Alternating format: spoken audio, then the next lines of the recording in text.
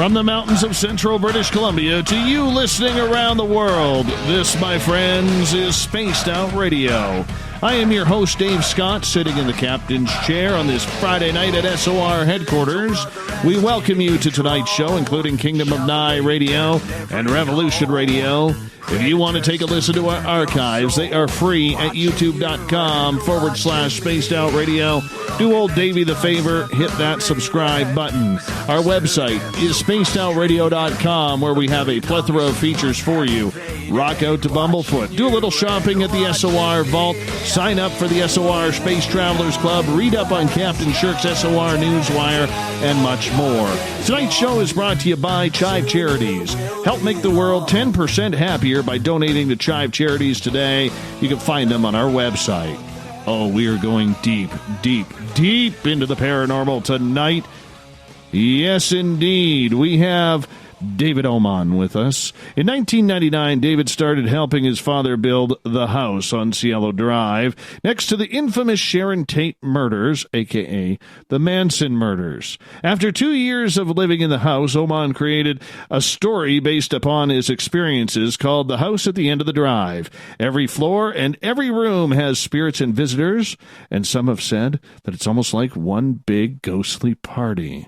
Then at the bottom of hour number 3, I will bring you the SOR Newswire, brought to you by Paranoia Magazine. Mr. David Oman, glad to have you on Spaced Out Radio for the first time tonight. How are you? Very well. Thank you again for having me on this evening. It's great that you are sharing a Friday night with us. I mean, you could be gallivanting with the stars on Friday night down in Hollywood and, you know, driving the convertibles, playing a little bit of Troopers, Boys in the Bright White sports car, but instead you choose to spend it with us. We really do appreciate that. It's my pleasure. I could do a lot of things, but I much prefer to be here tonight talking to you and having your audience get to hear my story. Excellent. Before all this happened and you got involved with everything, what did you believe in the paranormal? I believed in the paranormal. I believed in spirits, and I'm not talking from the perspective of religiosity. I'm talking about just from everyday experiences like extrasensory perception and sixth sense and clairaudience and stuff like that. When I was a kid, I remember hearing things, and then it was like, okay. And I said, what's that? And it's like the stuff that I heard would later on come true. And in some cases, I would have a dream that was very, very vivid. And it was like I was in a director's chair in a boom rig floating above, watching this whole scene play out. And I remember writing it down. And then 6 months later, the scene actually took place. And a lot of people said, well, you created that dynamic to make that happen. And I would say to them, in the situation that I speak of, I had no contact with this person for 6 months. We had basically fallen apart. And we stopped seeing each other. We weren't even around each other for 6 months. And then one day she popped up into my life, and this whole scene literally came to fruition exactly like I'd seen 6 months earlier and matched the description that I'd written down. So, I was pretty familiar with my own experiences. I just wasn't and had never, as we say, ever seen a ghost, a full-body apparition. And I had never really had that much contact with the spirit world as I do now, living in this house. So basically, you were a non-believer who kind of got forced into it because your own residence was haunted. No, I've always been a believer. I've been 100% believer in spirits. I just didn't have any of the experiences until later on. I had experiences with what is it called? Where you've been there before. You say, God, I've been here before. It's like, oh my God, I've had this happen before. Deja vu and clairaudience and stuff like that and ESP. But I never saw a ghost. I never, had stuff that I was taking photographs of anomalies that would manifest on film. None of that stuff happened until I moved into the house here, which was great because I'll be honest with you. I must have been about 10 years old, and I was at my godfather's house when he was living about a quarter of a mile from my parents' house down the street up in the hills of Bel Air. And I remember the following morning when I was staying over there, I said, oh, I saw this great movie on the Late, Late, Late Show. And I said, really? And I said, yeah, it was about this guy that had this party with all these friends. And all of a sudden, all these spirits came out of the walls, the woodwork of the house. And it was a big, big, big party with spirits and stuff. And I was like, what? And he goes, yeah, kind of like a spirit hotel. And I'll never forget that when I heard that story, it kind of like burned into my memory, thinking, what an interesting thing to have, a ghost hotel where you are a human, yet your tenants and your visitors are all ghosts. I said, that would be such an interesting thing. And they're all having a party, nothing like the drama like, oh my God, they're going to hurt you, but almost like the scene at Disneyland's Haunted Mansion with the ballroom and the big birthday party at the big, big table with all the spirits being around the table and they're blowing out the candles. That kind of an environment where there's dancing. You remember the ballroom dancing in the Haunted Mansion, that whole scene. That's what I said. That would be such an interesting life to have. And yet that's exactly what the hell I actually live in a sense. A giant ghost flop house, for lack of better words. Do you think it has something to do with the property or something to do with the construction that you and your father did in 1999? We're going to get heavily into the whole Manson connection with this here in a little while as the show kind of goes on. But for you, what do you think caused that? Why would it all of a sudden start happening on a frequent basis for you? Did you call it in? Oh, well, first of all, I would have to say it's, for lack of better words, it's an alignment of the stars. And what I mean by that is it's myself, it's the design of the actual framing and the structure of the house by the structural engineer. It's the land that it sits on actually has a geomagnetic anomaly.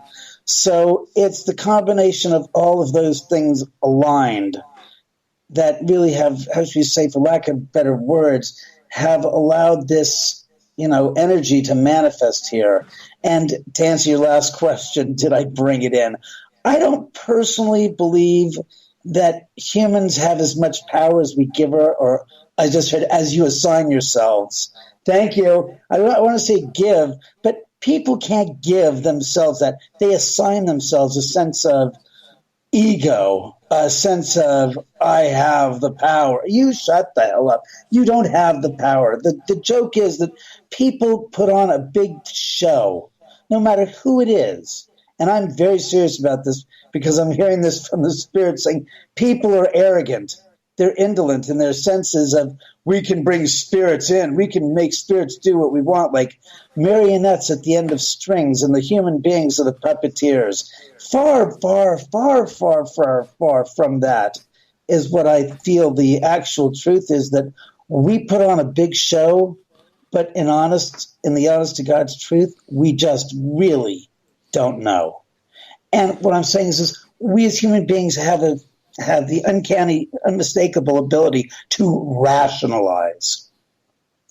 And to the point where we have to convince ourselves in some moments that the unknown is known.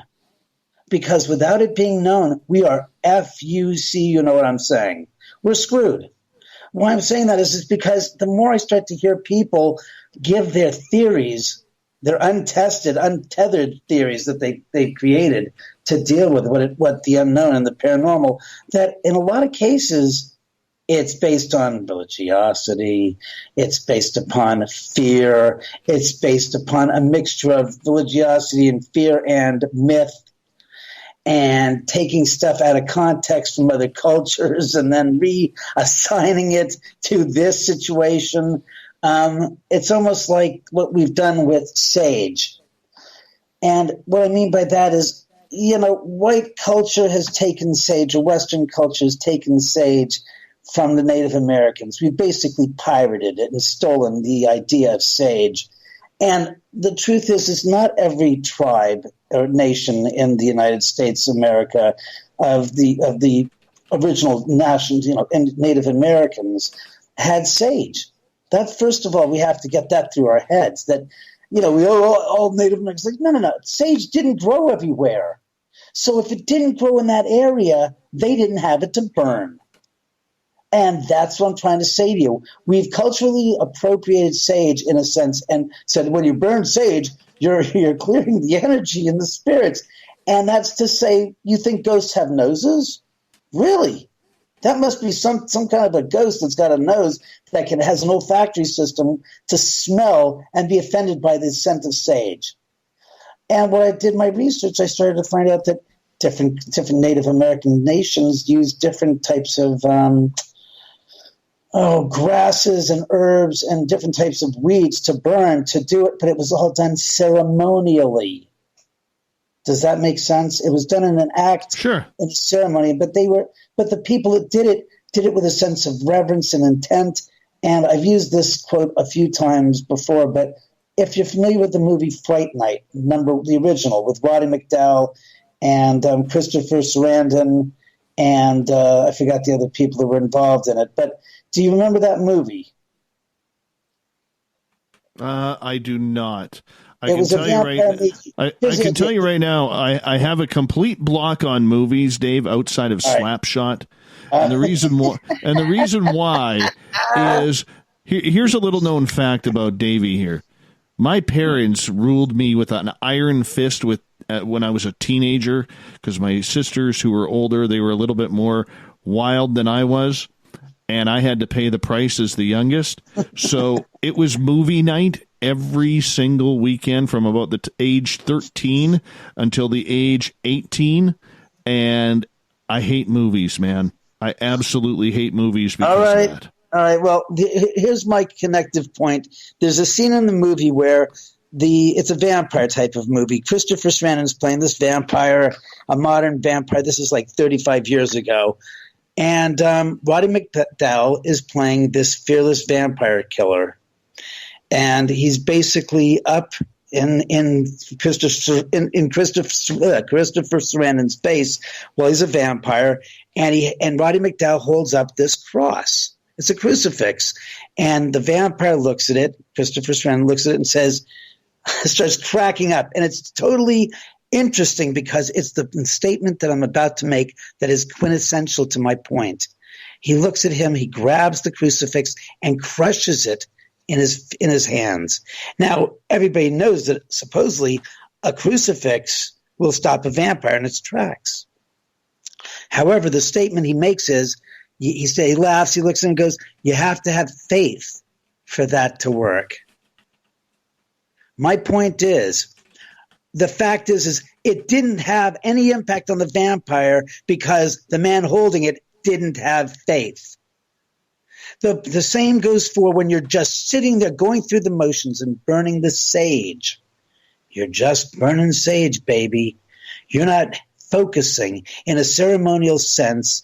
You're not focusing and making this the intent of what you're doing it in a ceremonial fashion so that it's out of respect that you're doing. No, people just go around and start burning sage and waving the wand of sage and, that's going to do it. It's like, man, you ain't got the faith for that to work. The intention behind the action is what it's about. That's why the Native American shaman who were burning the sage went through a whole state of mind and were doing it as a process. It's like when the Catholics have this incense and they're burning that and this, it's the same thing. That's it's the point. It's part of the ceremony. It's to make the human being focus on what they're doing. It's a tool by which it is being used to focus. The Native Americans never thought for 2 seconds literally that the sage was really cleaning the energy of the souls that were around them. It was it was very much in ceremony, and it was in keeping of their religious practices. But having a white person do it, who doesn't have the same reverence and sense of ceremonial due process, so to speak, it's just going through the motions. It's just like the vampire said when he crushed the crucifix. You got to have faith for that to work, Mr. Vincent. And that's it. So my point is that spirits, a lot of what we know about spirits is made up from myth and television and movies and books, and a lot of it is fear-based. And I was just reading the book Dickens' A Christmas Carol, because it has the whole thing of the three ghosts. And I started to realize what Dickens was trying to convey to us was ghosts are not to be feared. He's one of the first early pieces of literature. He's written one of the first pieces of literature that's a classic, that he's trying to explain to us. Ghosts are not to be feared. They are conveyors of information. And in some cases, they're bringers of information to inform us, to protect us from ourselves. They're emissaries from the other side to help us, not to hurt us. I want to change topics here for a quick second. For everything that has gone on over the last 20 plus years for you regarding the paranormal, how much has that changed your opinion on what the paranormal is? A lot. I mean, I'll be honest with you. When I first moved in here, had a totally normal, good, healthy, fear-based appreciation for the paranormal. And what I mean by that is I was in the same boat as everybody else out there that screams in fright when something goes bump in the night. And I was a little bit more, I was a little bit more curious, but still pretty like going, okay, that scared the crap. And I'll be honest with you, it was the death of my mother on March 22nd, 2005, that changed my whole view of the paranormal and of everything, my whole outlook. I mean, obviously, I'd been living here and I had experienced stuff, but that was the real moment when everything changed in my life completely, where I was like, you're kind of on the edge of, believing certain things and trying to figure certain things out. And yes, I had seen a spirit literally manifest in front of my eyes the first time in my life. Was it 6 months earlier? Let's see, July, August, September, October, November, December, January, February, March. All right, so 8 months earlier, I'd seen my first apparition. And I was always kind of curious about the spirits, and I, had seen an apparition. But when my mother died, and I went to the house where I had grown up, and I drove up through the hills, and all the lights, street lamps, all the house lights were out. All of the way from my house, all the way when I got onto Sunset Boulevard near UCLA, which apparently is where there's a break in the different, what do you call it, the designations of who's supplying the power between Southern California Edison and LADWP. And on the other side of the line, so to speak, where it was Edison, all the power was out. The street lamps were out. The stoplights were out. So the whole 3 mile drive over here was in darkness. And I didn't realize until I finally got to my parents' house that all the lights in that house were out as well as the whole neighborhood. And I walked in, and the whole place was lit up with candles. And I remember walking in and saying, "What happened?" Because the electricity went out the second your mother died. I said, "What?" And it wasn't just in the house. It was literally all of West LA. The electricity cut out. And I go into her bedroom, or their bedroom, my parents' bedroom. And there is my mother, illuminated with candles. And she's frozen in motion, like she's sitting up in bed, dressed. And she's like got her right hand out, like she's saying, and her mouth slightly agape, like she's saying something. And that's how she's frozen dead. It was such a surreal, experience. With all the electricity being out, and my dad saying, "Yeah, the electricity dropped right after your mother died." I said, "What?" She said, "Call 911," and she was like moving forward, and that's how she froze solid, dead. And I remember touching her arm, and it was cold to the bone. And it was like it was like a quarter inch of suppleness, and then it was just frozen. The muscle itself was just ice, was just rigor mortis that set in. I couldn't believe it. And I said, "That's not my mom." And then I realized that the energy that is inside each and every one of us, that is our souls, when it departs, I don't care what anybody says that we don't have a soul. You are far, far removed from understanding until you've seen your first parent dead and where they died right there at that moment. And you will say, nope, that's the vehicle by which they were inside of, but that soul, that energy is no longer inside that body. I agree with you.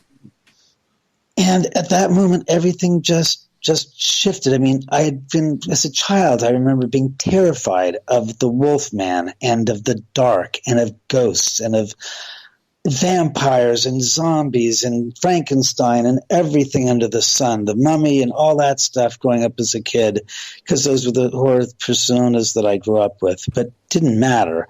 The fact that it was all like, that's it, baby. This is it. This is real life. Forget what you see on television. Forget what you read in books. Forget it all. My mom used to say to me when she goes, I don't give a God. She used to curse me. I don't give a about the dead. Because there's no such thing as zombies. When you're dead, and you ain't coming back, she used to say to me. And she used to say to me, she goes, when I die, and she goes, you're going to die. We're all going to die. So you have to get used to that, David. That's just it. And you have to remember that, it could happen at any time. You have to be very, cognitive in what you do and how you, in your life and the choices you make.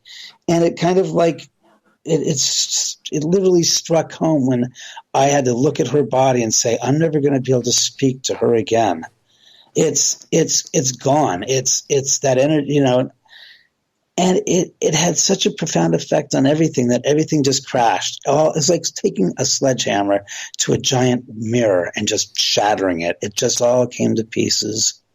All of my fears, all of anybody saying, zombies, say, shut the heck, basically stuff that stuff a sock in that is what I started to say. Zombies. I said, go see somebody dead and give me a break that person's ever going to walk again. No, it is an inanimate object now and forevermore. And the idea of somebody is a vampire, good luck. For real. There is no such thing. When you are dead, you are dead. You are gone. You ain't coming back in that body. That body is done. And the idea that spirits were here at the house, I started to embrace it and say, something, God bless them. If they're here, which I know they are, and they're visiting, and I'm not just speaking of those that everybody associates me with the house and the murders of Sharon Tate and the 4 others, there's far more spirits here than those 5 individuals and Sharon's unborn baby by a long shot. And I have seen and recorded stuff that has nothing to do with those individuals whatsoever. But as Lisa Williams, Dave, let me cut you off right there because we're going to go to break here at the bottom of the hour. And when we come back, Dave, I want to start breaking down the history of the Manson house. What happened there? I know you're up on the history of it, and it ties into what you are doing as well, which we will get to in hour number 2. David Oman is our guest tonight on Spaced Out Radio. What's it like to live in a haunted house next door to the Manson murder scene? We'll be back right after this.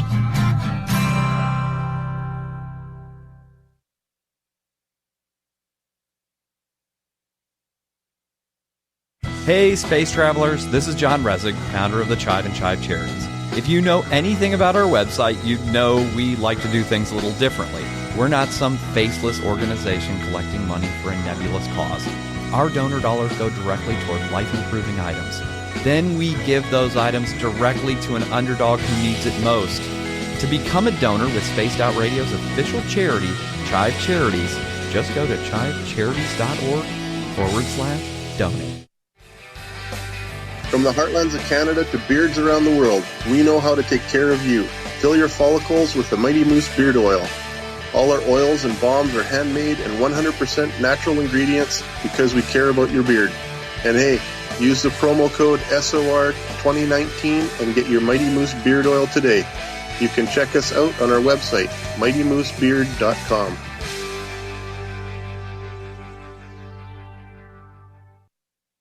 Hello, this is your guitar man, Ron Bumblefoot Thal, and I have to tell you, I love the response I get for Little Brother is Watching from Spaced Out Radio fans. It's amazing how music can inspire and make people think deeper about what's going on in the supernatural world.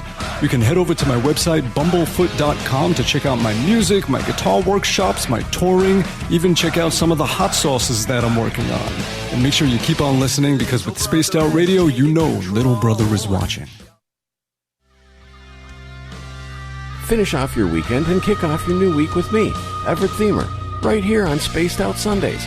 I'm going to bring you great guests, a little bit of snark, and plenty of information to think about. But don't worry, there's going to be plenty of woo as well. We are going to hit everything in the paranormal and supernatural, including the Odd Psychic Sundays.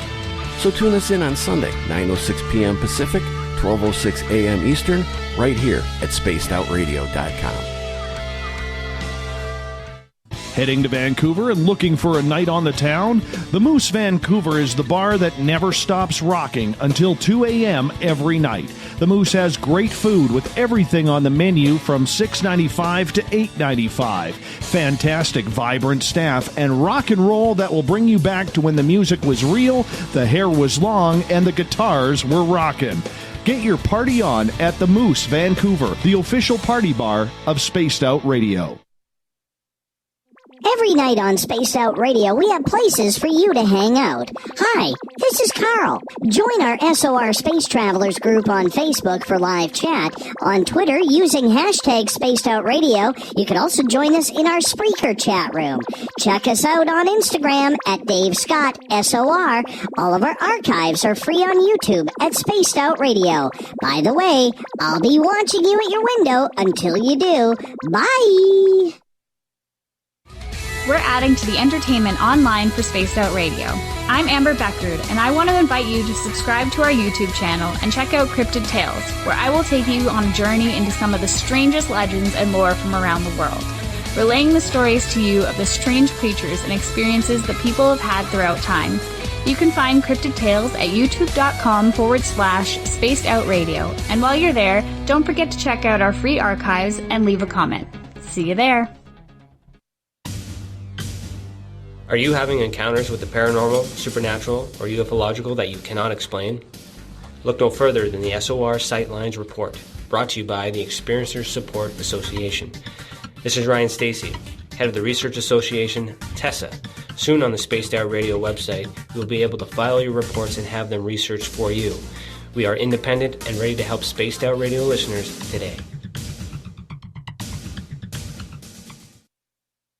Move over, brother, and let me own Saturday night. This is Rich Giordano, and I'm inviting you to tune on in to Spaced Out Saturdays starting at 9 p.m. Pacific, 12 a.m. Eastern, where I'm going to bust open the lids on everything paranormal. Why? Because we want answers, and I'm the guy who's going to deliver those answers to you. Join the chat rooms, and we'll see you this Saturday. Just be there. No, really. Hey everybody, the SOR Space Travelers is open. For just $5 a month, you can hang out with Dave and our crew privately in our members-only section. With your signing, you'll receive newsletters on what's going on with Spaced Out Radio. You'll have direct contact with the host during the show in our chat, live streaming videos, and a great forum for your posts and more. Become a Space Traveler now at spacedoutradio.com.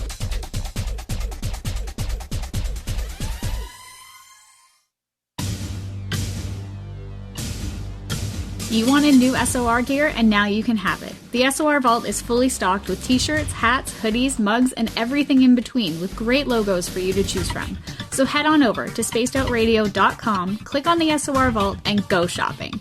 Pricing is quite affordable, and you can look good representing your favorite show. So go to our website and pick up your new SOR wear at the SOR Vault today. Looking for something new to push your limits? Look Beyond the Spectrum, a new docuseries featuring some of the best researchers in the world when it comes to everything from UFOs, government cover-ups, and Bigfoot in the forest. Truth seekers like Steve Bassett, Dr. Jeff Meldrum, Richard Dolan, as well as others all chip in to bring their knowledge to you. Beyond the Spectrum can be found on Amazon as well as Tubi TV. Tell us what you think on our Amazon page. Are you intrigued by Paranormal Talk Radio? You'll love the new Paranormal Radio app from TalkStream Live. You'll find a great selection of talk shows covering UFOs, ghosts, strange phenomena, and much more. Download the Paranormal Radio app now and start listening to the very best in paranormal talk entertainment, including the network you're listening to right now. The Paranormal Radio app, free in Google Play and the iOS App Store.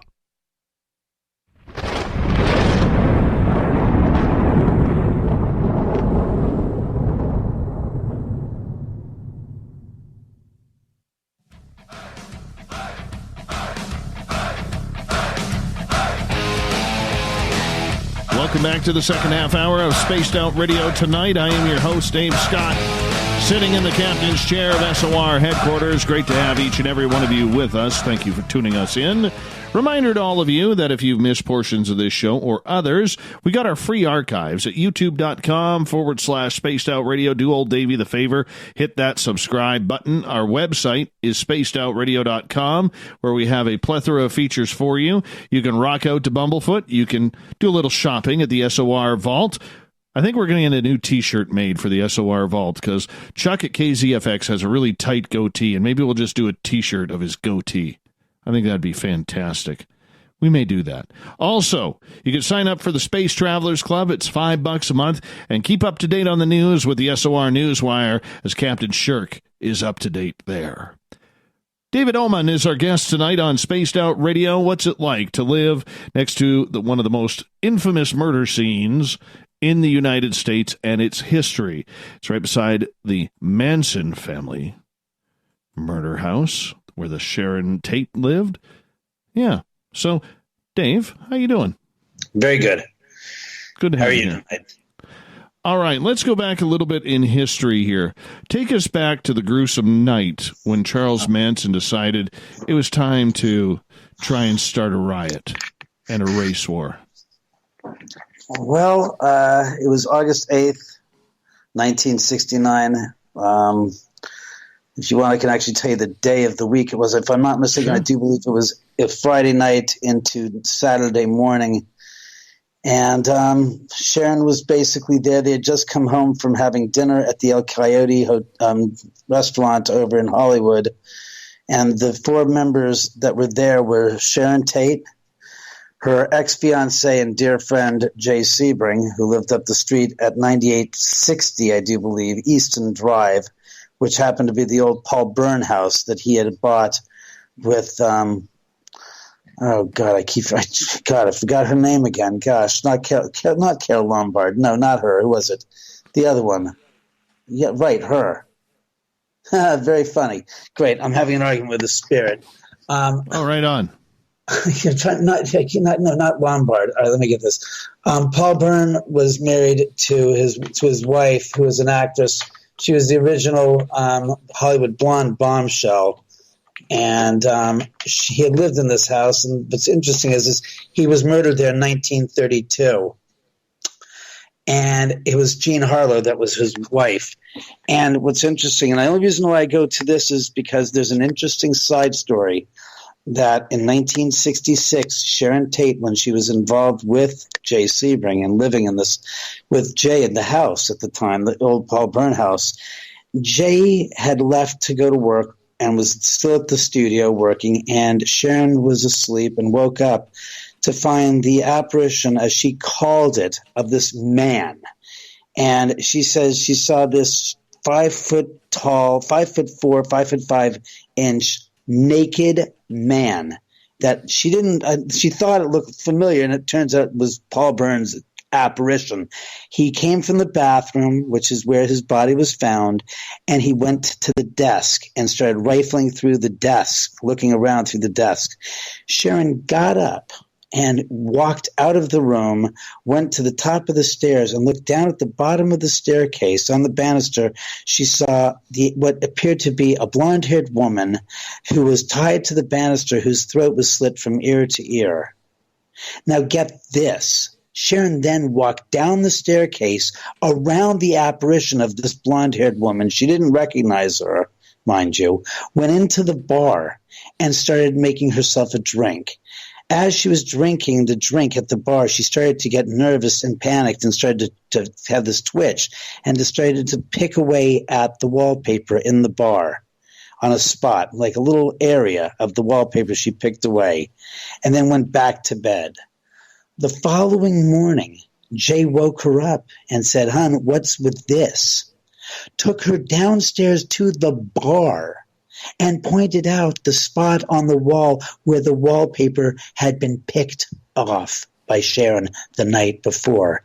And as Sharon said in this article, I guess it wasn't a dream after all. So, 3 years later, Sharon's now involved with Roman Polanski, who she met on the set of The Fearless Vampire Slayer, which was shot in 1968. And Sharon fell in love with Roman. And Jay was basically left in the cold. So Jay basically flew off to London to meet with Sharon to make sure she was serious about this and that she was okay. And he ended up becoming friends with Roman. And so when Roman was out of the country, or was in New York, I think, I don't know if it was out of the country in New York, at the time Sharon was living at the house at the end of the street from me here. He had Abigail Folger and Wojciech Frykowski, his friend and Sharon's dear friend, stay at the house with Sharon because she was pregnant, and Roman didn't want to have anything happen to his firstborn child. So they were living there with him, and Jay was literally living a mile up the street from here. So the four of them went off to dinner at the El Coyote and came back to the house. They were there, got home at about 11:30, and Stephen Parent, who was this 18-year-old high school student who just graduated literally a couple months earlier, was going up there to visit the caretaker, William Gerritsen, in the guest house in the back of the property. So about 5 minutes to midnight, Stephen Parent is leaving the premises and driving out towards the gate. As he does, he's stopped by one Tex Watson, one of Charles Manson's members of his family, of his cult. It wasn't literally his family. They called the Manson group the clan, the family. And Tex basically put the gun, a .22 caliber buntline revolver, which had a long barrel, into the car. Stephen Parent started pleading for his life, mercilessly saying, "No, I won't say anything. Please leave me alone. Let me go. And after that, it was just bang, bang, bang, bang, bang. 5 bullets shot into him at point blank range, right into his chest, immediately killing him. The 3 female accomplices went into the property with Tex Watson. One of them, Linda Kasabian, stayed back. Patricia Krenwinkel and Susan Atkins both went in to the actual house. They walked through the hallway, or down the hallway, and later on they said that when they walked down the hallway, they passed the room where Abigail Folger, the heiress to the Folger coffee empire, was sitting there on the bed in her nightgown talking to her boyfriend Wojciech Frykowski, and she just waved at the girls as they walked down the hallway, thinking that the girls were just friends of Sharon's that were there visiting. They then corralled all the people. Sharon and Jay were in the living room at the time talking, and they basically got Abigail and Wojciech into the living room and said, Tex Watson made the famous statement, "I'm the devil's work. I'm the devil. I'm here to do the devil's work, and you're all going to die." And basically pandemonium broke out. Everybody started screaming and yelling. I think it was Abigail that ran out of the house first. Susan Atkins tackled her on the front lawn and started stabbing her numerous times, to the point where Abigail's white nightgown was tainted blood red. All right, fine, I'll keep it chronological. Abigail screamed and yelled, "You can stop stabbing me now. I'm already dead." And I think she had some 40-some-odd stab wounds to her body. After that, what happened was I think they were trying to tie up everybody, and Wojciech Frykowski got out of the house and ran out onto the front lawn, where he was tackled by Tex Watson.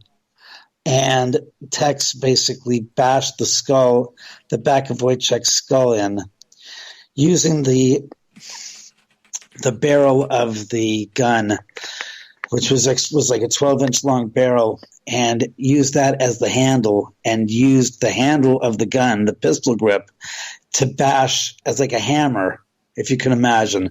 So he wrapped his fingers around the barrel and started beating the crap out of Wojciech's skull with the back of the gun, the butt of the gun, and caved his skull in. And also suffered some stab wounds. Meantime, Jay Sebring and Sharon Tate were tied in the living room, and Jay started pleading for Sharon's life, and Tex basically said, "You're going to die," and he killed Jay.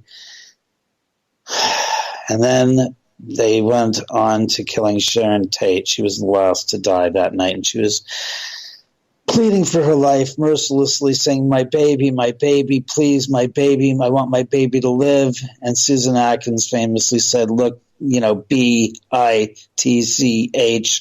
you're going to die," and proceeded to stab Sharon some, 12, 18, some stab wounds. But there were multiple defensive lacerations coming across her forearm, from one forearm to the other, where you could actually see the pattern where she was holding both forearms up, trying to defensively block the stabs. But unfortunately, she got lacerations to her forearms multiple times and died sometime after midnight. I think it was 12:20 on the 9th of August, 1969. Terrible. The evil that goes along with that. I mean, that is just, I don't think many of us could even fathom the horror of that incident. No, I personally don't. And what's even more insidious is the fact that in 1978, Susan Atkins on an interview stated that the truth is they were supposed to slaughter everybody on the street, including the three houses that were here, the two that were one right next to the Sharon Tate property, then the house 50 feet down from that, and then the people's house at the very, very, very bottom of the driveway. They were supposed to do the exact same thing as they did to Sharon's, but they didn't because they were too tired. What was the cause for, or the reasoning for all of this? That right there is a very interesting question. If we're going to talk about what they were all prosecuted for and what they stood trial for, that's what you would call the how should we say, the theory by which they were that was brought against them by the district attorney. That's what they used as the motive. Personally, I stray a little bit from that myself, and I don't hold the conspiracy theory that a lot of people have created and made as far as the fact that Sharon Tate's father was an Army colonel in special ops and this and that. And there have been a million different theories of conspiracy, et cetera, et cetera. I like to keep things simple, and simple means that you don't go off on rabbit holes, go down a rabbit hole that makes no sense, and that requires the most outlandish, preposterous types of theories that don't hold water for too many different reasons. But myself, I think of this. I think that Manson was a little bit mentally, had some mental issues, obviously, but the delusion that he was trying to do the race riots, I know that there's a lot of that information that's out there, but my thought was that I think he suffered from the spurned lover syndrome. And what I mean by that is he felt jilted. He felt jilted, and we all know this is true because you look at some of the psychological profiles about Manson. He had these issues, but hear me out. Before August 8th, 1969, and we know about that whole story about the Hinman murders a few weeks earlier, where Gary Hinman, this high school teacher, was tortured and killed by the Manson family that ended up putting Bobby Beausoleil in jail for that murder. There's two competing theories. One was that it was done in the sense to be a copycat murder, so that the murders that took place with Bobby Beausoleil and the killing of Gary Hinman, if they made a murder that looked similar to that, then how could Bobby Beausoleil be the murderer if these murders are still continuing on and on and on? And they wanted to basically free Bobby Beausoleil, because if he was in jail and these murders were still continuing, how could he be the perpetrator of the Hinman murder? That's one theory. The second theory that I kind of believe is Manson, pre the murders altogether, was under the wing of Dennis Wilson, the Beach Boys, one of the Beach Boys' founding members. And Dennis actually enjoyed Manson and his company, and actually thought that Manson might actually have some talent in songwriting, and actually spoke to Manson and took him around to a great many parties and introduced him to a great many people. These are the things that people don't know about Charles Manson. He was well known in Hollywood before the murders, and he was introduced to a great many individuals that we would call celebrities today. Mama Cass actually was famous for throwing him out of a party at her house because she and him had a big argument, and he basically pissed her off, and she threw him out. He had met – there's a hit list that they said about the Manson murders that they had found later on of all these different people. What's not said about those people is that most of those people on that hit list had met Charles Manson at one time or another at a party or had interacted with him. That's kind of the other part of that story. So you say, wait a second, Manson was bandied around through Hollywood circles before the murders. It's like, and was received well. It's like, yes. Dennis Hopper famously said he met Charlie Manson at a party. And a lot of these other people were telling the god-awful truth that they did, in fact, meet Charlie Manson and speak to him at parties and found him an interesting character, believe it or not.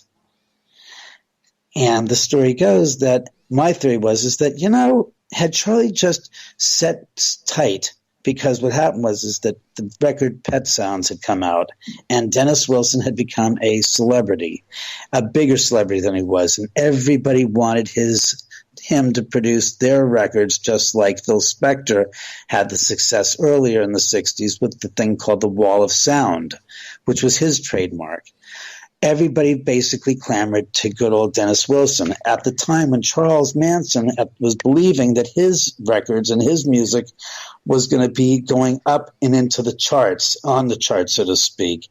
And what happened is that Dennis Wilson got so preoccupied with other people basically doing their producing of their albums that he didn't have time to put any attention to Charles Manson and his work, because it was to him a pet project. It wasn't the top money-making thing that he ever addressed it as Charles Manson had put it on the top of his list of, oh my God, this could be the success of my life. It's just, he dreamed big, huge dreams about this. And Dennis Wilson was like, hey, I've got 14 other groups I got to produce their album for. I'll get to it when I can.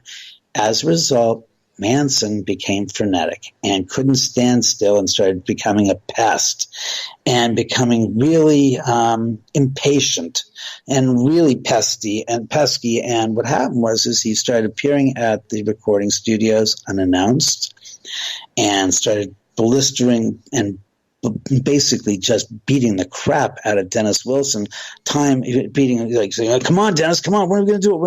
And Dennis says, man, you're bugging me out. You're killing my vibe. I've got to get you out of here. Get lost. Don't come to my house anymore. Don't just drop in at the studio. Stay the F away and get lost. Goodbye. It's done. We're over.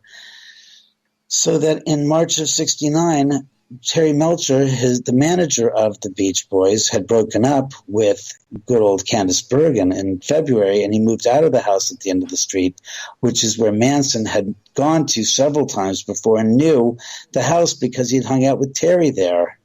So he comes waltzing around looking for Terry in March of 1969 after Sharon Tate has moved in the 1st of March, 1969. And this is the middle of March, and he's banging on the door saying, Terry, where are you? I need you. You got to put me back together with Dennis. You got to patch things up. You got to redo the connection. And what happened is at that time, Sharon's in the backyard doing a photo session So out comes good old Charlie into the backyard, and the photographer stops Charles, and they have this big argument because Charles is looking for Terry, but doesn't know Terry's moved out. So he and this photographer start arguing, and Sharon hears the argument, comes around the corner and says, no, Terry moved out last month with Candace. They no longer live here. I live here now. Charles goes, oh, I'm sorry, basically shuffles off and takes off. But the idea that Charles Manson doesn't know that Sharon Tate lives there is a fallacy. He does know that she's living there in March of 1969, 5 months before the murders take place. So a lot of the myths about the Sharon Tate murders go to pieces right there when Charles Manson didn't know. Yes, Charles Manson did know that Sharon was living there. He was well aware of that fact. So the point is that I think that Charles was basically suffering from the spurned lover syndrome. He wanted to take out his aggression on everybody that had succeeded in Hollywood, that he had made and crossed paths with. And that was the hit list. And that's why the hit list was there. It wasn't about trying to go political piggies. These were people that he had met, he resented, he didn't like, and he wanted to get them killed because he couldn't stand them. Because he felt like, why should they succeed when I got my ass handed to me in a sling? And he doesn't want to accept responsibility for saying, had I sat there and been a little bit more patient and just waited for Dennis to come back around to me, I could have had my cake and I would have been happy as hell at that time. But because he couldn't just be, okay, I'm going to wait. He couldn't be patient. He blew his cool. Everything went sideways. And that's what really took place. And here's my point.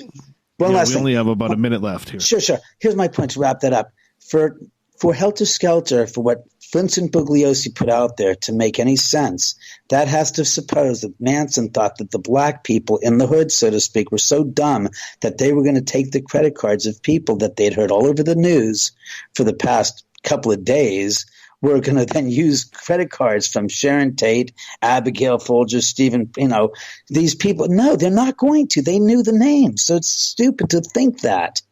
And to think that they're going to fall in line with what Charles Manson as the leader, I didn't see that ever happening, and I don't think anybody did for real either. So it's a little far-fetched is what I think about Helter Skelter, but not totally out of the realm of vague possibilities. That's just amazing. Sickening. Yeah. Sickening and amazing. Horrible.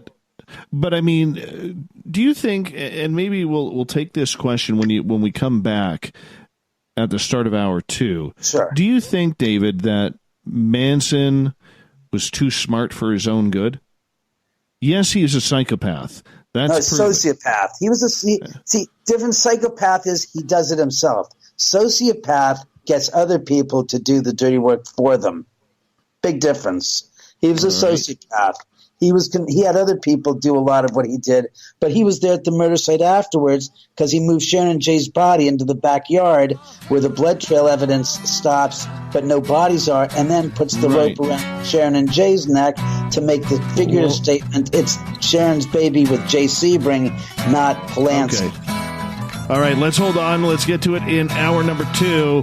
Going to get into some paranormal. David Oman is our guest tonight on Spaced Out Radio. We're going the distance tonight. Enjoy. We'll be back for hour 2.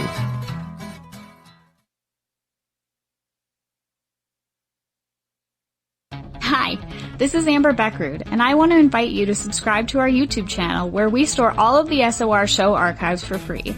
And as an added bonus, every 2 weeks I'm posting brand new content on Cryptid Tales, where I will get into some of the spookier legends and folklore from around the world and tell the stories that go with them. Find us at youtube.com/spacedoutradio and check out Cryptid Tales today. Drop a comment and let me know what you want to hear. See you there. Come hang out with Spaced Out Radio where we own the night. This is Carl. You can follow Dave on Twitter at Spaced Out Radio, and during the show, use the hashtag Spaced Out Radio to chat with us live. On Instagram, at Dave Scott SOR. On Facebook, give our page a like, Spaced Out Radio Show. SOR archives are free on YouTube at Spaced Out Radio. Come join us, or I will come join you. See you at your window. A little bit of science, a little bit of skepticism. Add a dash of snark and you have the makings of Spaced Out Sundays with me, Everett Thiemer. Together we will look into the reality of the paranormal with an open eye and rational thought. Oh, did I mention there'll be plenty of woo as well? Your time spent with Spaced Out Sundays will make the night even better. The chat rooms are open, 9:06 p.m. Pacific, 12:06 a.m. Eastern, right here at spacedoutradio.com. Move over, brother, and let me own Saturday night. This is Rich Giordano, and I'm inviting you to tune on in to Spaced Out Saturdays starting at 9 p.m. Pacific, 12 a.m. Eastern, where I'm going to bust open the lids on everything paranormal. Why? Because we want answers, and I'm the guy who's going to deliver those answers to you. Join the chat rooms, and we'll see you this Saturday. Just be there. No, really.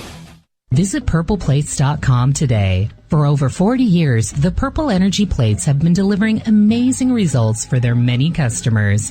Inspired by the great genius Nikola Tesla, the harmony, healing, and energetic effects of the plates have proven over and over to be beneficial and often miraculous to thousands of customers. Check their site for daily specials and choose from their many energy products. You won't be sorry. Visit them today at purpleplates.com. The Call of the Wild is in Vancouver. The Moose Vancouver is one of the hottest bars and restaurants in the city. Open until 2 a.m. nightly, the Moose will rock you like a hurricane all night long. Great food with everything on the menu at $6.95 near the corner of Nelson and Granville. Get your horns up and come rock with us. The Moose Vancouver, the official rocking bar of Spaced Out Radio.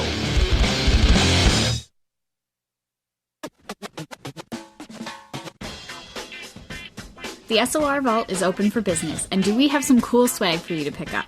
All you have to do is head over to our website and click on the SOR Vault. You have a variety of cool logos to choose from, and put them on anything you want. T-shirts, hoodies, hats, coffee mugs, you name it, we can get it to you. So do your shopping by supporting the store you love. Get your Spaced Out Radio swag at the SOR Vault today.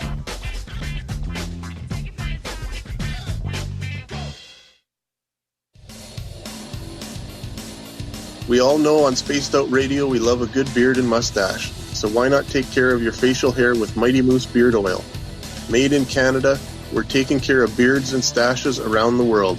We use 100% natural ingredients with our oils and balms to make your whiskers feel silky smooth. Use promo code SOR2019 at MightyMooseBeard.com today.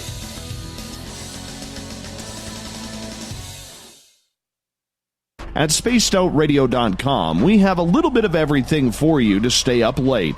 So while you're there, check out our SOR Newswire, where our team brings you stories of the weird and strange to the WTF from around the globe. News on Bigfoot, UFOs, paranormal, Darwinian-type crime tales. It's the stories that the mainstream media usually won't touch. Well, we got them all on the SOR Newswire, only at spacedoutradio.com. Hey, this is Canadian Paranormal Investigator Mike Moore. The third Wednesday of every month, I'll be teaming up with Dave Scott to bring you Ghosts of the Great White North. Each month, we will bring on guests from across Canada to discuss their ghostly encounters. Canada is a paranormal hotbed with stories you've never heard, so we're going to bring them to you. So get comfy on your Chesterfield, grab a donut, and join us, eh?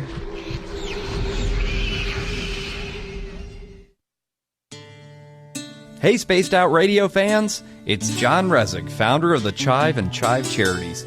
Our goal is to make the life of veterans, first responders, and those with rare medical conditions 10% happier. We do this by donating one grant item, ranging from vans to therapy programs to prosthetic limbs, to those who need it most. To contribute to Spaced Out Radio's official charity, head over to chivecharities.org and become a donor today. Get your horns up with me on Spaced Out Radio. This is Ron Bumblefoot Thal. Come tune in to SOR where you can hear me rock out with Little Brother Is Watching, the official theme song of Spaced Out Radio. And then come on over to bumblefoot.com where you can find out about my tour schedule, my music, and everything else. Bumblefoot.com keeps you up to date on what I'm doing and the best way to stay in touch with my music and music camps. Sign up for my newsletter at bumblefoot.com and remember, Little Brother Is Watching. Are you having encounters with the paranormal, supernatural, or ufological that you cannot explain? Look no further than the SOR Sightlines Report, brought to you by the Experiencers Support Association. This is Ryan Stacy, head of the Research Association, TESA. Soon on the Spaced Out Radio website, you'll be able to file your reports and have them researched for you. We are independent and ready to help Spaced Out Radio listeners today.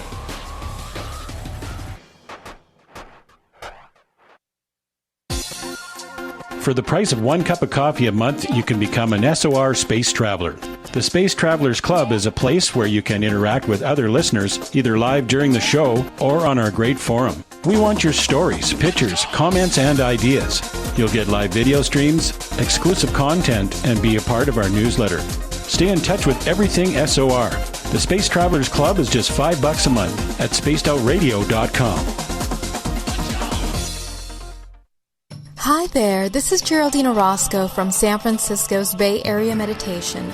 I invite you to join me the first Tuesday of every month with Dave Scott for Spaced Out Radio's The Spiritual You. In this fast-paced world we live in, it's time for you to take some time for you. We'll cover every possible subject from powerful meditation to healing techniques to your own intuition and spirituality. So come join us for The Spiritual You.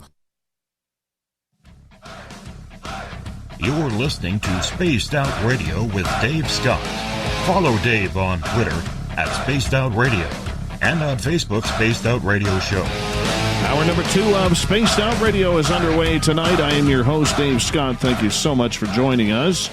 Want to remind you that you can listen to us on our terrestrial affiliates, KDNF, AM 1560 in Dangerfield, Texas, UPRN 107.7 FM in New Orleans, KZFX 93.7 FM in Ridgecrest, California, WQEE 99.1 FM in Newnan, Georgia, and down in Reedsport, Oregon, KDUN, AM 1030. Don't forget, you can check out all of our archives for free at youtube.com/Spaced Out Radio. Do old Davey the favor. Hit that subscribe button. The Desert Clam has set the password for tonight in the SOR Space Travelers Club. Casturgi. Or is that an X? I can't read. Oh, it is an X. Zisturgi? I don't know. The Clam sets a password each and every night right here on Spaced Out Radio. Our website is spacedoutradio.com, where we have a plethora of features for you. Rock out to Bumblefoot. You can hang out in the SOR Space Travelers Club for just $5 a month. Do a little shopping at the SOR Vault. Pick up a new book at We Read the Night. And, of course, Captain Shirk's SOR Newswire is updated daily.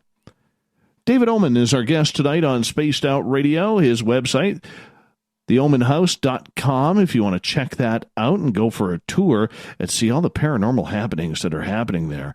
And this is all because he went and built a house right beside the Manson murder house. David, welcome back. Thank you for having me again. Now, right before the break, we were talking about Charles Manson. Was he brilliant or was he a sociopath? A combination of both? What's your thoughts? I don't know where the word brilliant would come in. I don't think that that's a word I would ever attribute and say in the same sentence and breath with that individual ever. Sociopath. The idea that a lot of people struggled with is how was he able to control these people? It had to be drugs, it had to be brainwashing. And the honest to God's truth was it was quite easy. I hate to say it, but you can't look back 50 years with present day eyes and know and understand the sociological backgrounds and dynamics to the way people thought. I've always found it difficult and hard to understand how people could use their present day knowledge and understanding and rationale and think that that translates back 50 years earlier in time or 100 years. It was just things. The bottom line is as the old saying goes, is things were different. It's just the way it was. The kids in that day and age were running away and rebelling from their parents from an earlier generation that were much far afield from what they were thinking, and they were rebelling in such a way at such a time that they were running away. literally, they were running away and trying to escape their parents' homes and stuff, and that's exactly what happened. These kids were runaways, and they fell under the guise and the belief and the understanding that these were their new parents. Not parents, but this is their new family unit that they were involved with and that they would do anything for. And that, unfortunately, is what happened in the case of the Manson family. A lot of these people fell into that, and that's what happened. They fell into this family dynamic, and they would do whatever they had to do in the name of him. So. Well, I mean, when you can control people like that, it's horrific at the results that can happen. And the fact that these people were so brain drained towards Manson, whether he believed he was the second coming of Christ or a world leader or just God or whomever. I mean, were these people just lost souls that were following him, or were they mentally incapable of seeing through that? I mean, we even see it today. There's plenty of cults out there today. Well, yeah, and you can go back only 40 years ago to Jim Jones and the People's Temple in Guyana. And there you go right there, 500 or how many people were, committed suicide. And then, I mean, sociopaths will cross through history and will always be around. That there are those that are just, how should we say, are weak to these people's guiles and their manipulations, and that's just the way it is. Some people are leaders, and there are some that are followers, and some get sucked into these cults and these groups, and by which they don't know what they're doing, but they do what they are instructed to do, and for lack of better words. I mean, it's just, all through history there have been people that have been able to make people do things on their behalf. I mean, look, you had Hitler, you had Pol Pot in Vietnam, I mean, in Laos. Through history, there's always been these people. So let's not be foolhardy to believe that this isn't something that is just part of human nature. It really, unfortunately, is. And when you talk about what they did on his behalf, I can point to a couple of others who did far worse, in the tens of thousands of murderous acts under their name and people that fell in line with them. I mean, that's the real truth about it. When you start to look through history, this is part of man's or humanity's, frailties and problems. So with that, yes. And how was Manson and the group caught? Well, they were some of them were thrown in jail for an act that was taking place up in I think it was in Death Valley, where Charles had stolen somebody's tractor off of U.S. I think it was on public lands, and they stole this tractor, and they finally got, how should we say, they were thrown in jail on the abuse of destroying public lands and stealing of this tractor up in Death Valley. They were then released on a technicality. One of the girls, Susan Atkins, was in jail for something unrelated, and she was basically, how should we say, confiding in her cellmate, Ronnie Howard, and for lack of better words, she was bragging about the murders of Sharon Tate that had taken place some 3 months earlier, because this is now November. Her cellmate confided and tried to tell this to the sheriff, and the sheriff then was supposed to convey the information to the Los Angeles District Attorney's Office that was looking for information and leads for the Sharon Tate murders, because to that point, the murders still were unsolved and unknown. And what happened is through some minor, I hate to say technicalities, or some glitches in the communication line between the jailer, the sheriff, that was her jailer, and the district attorney's office, the information did not get, as we say, given accurately. So it caused another delay. Finally, the district attorney's office, one of the assistant district attorneys, basically took up the lead and interviewed Ronnie Howard And that is honestly what broke the case open. Had that assistant district attorney not gone up to Sybil Brand Women's Institute, which was basically the women's jail, and followed up on that possible lead to Ronnie Howard, possibly Manson and the murders would never have been found, would never have been uncovered. It's really, when you think about it, it's like that's how it all went down. And they followed up with it. Susan Atkins was brought into jail.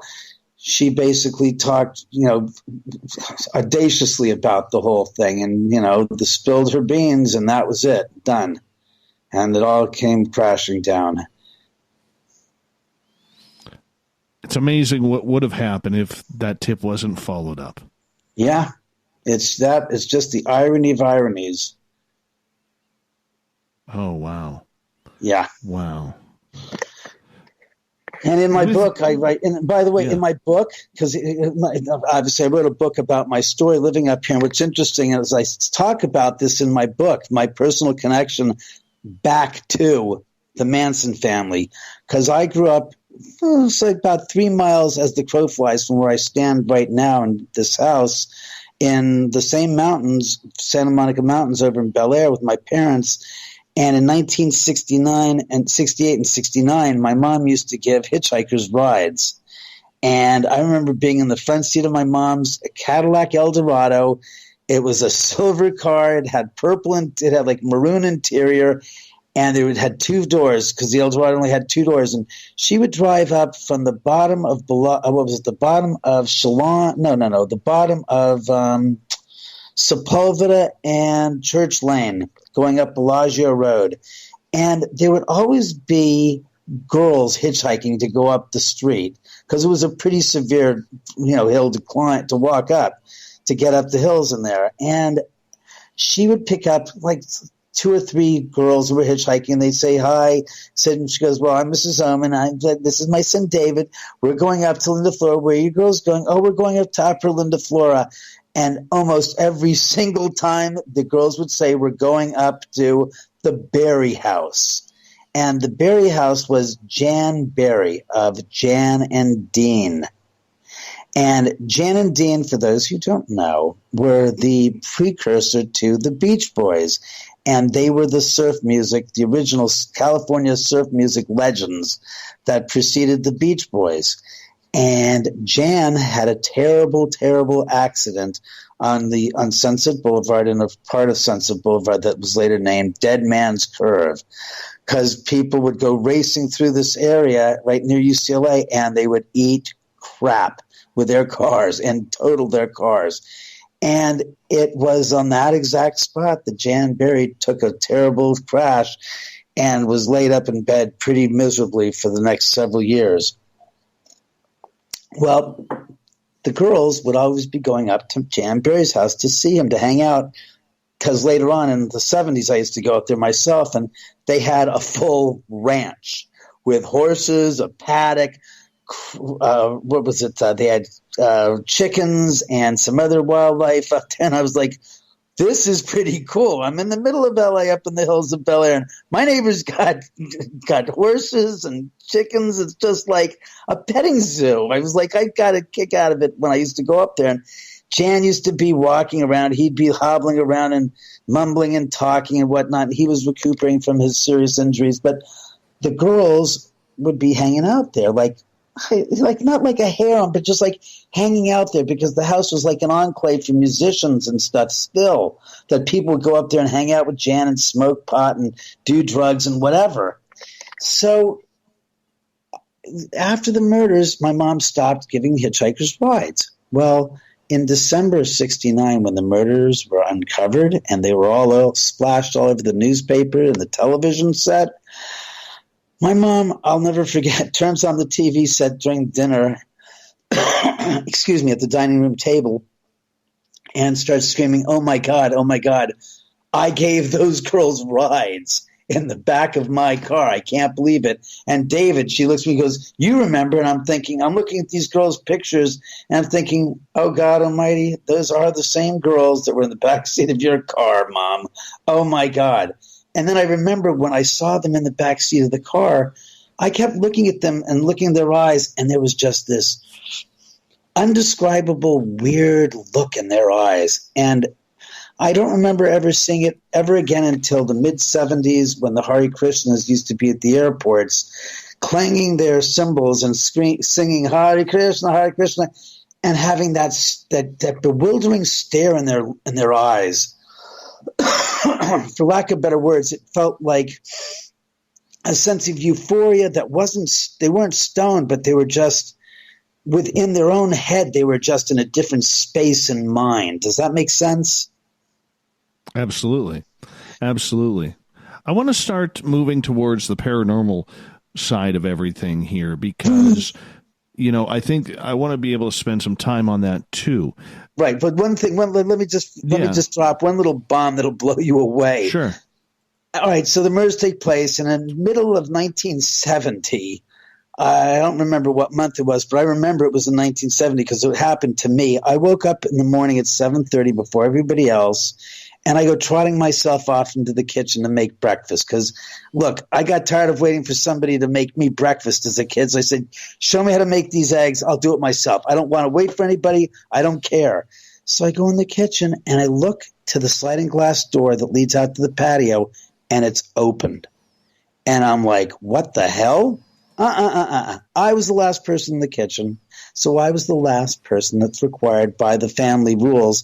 The last person in the kitchen's got to lock the doors, make sure they're all locked and the windows are locked, etc. So I remember I was the last one at 7.5, 8 years old. So I locked the doors, and I'm thinking, I locked that door. What the hell?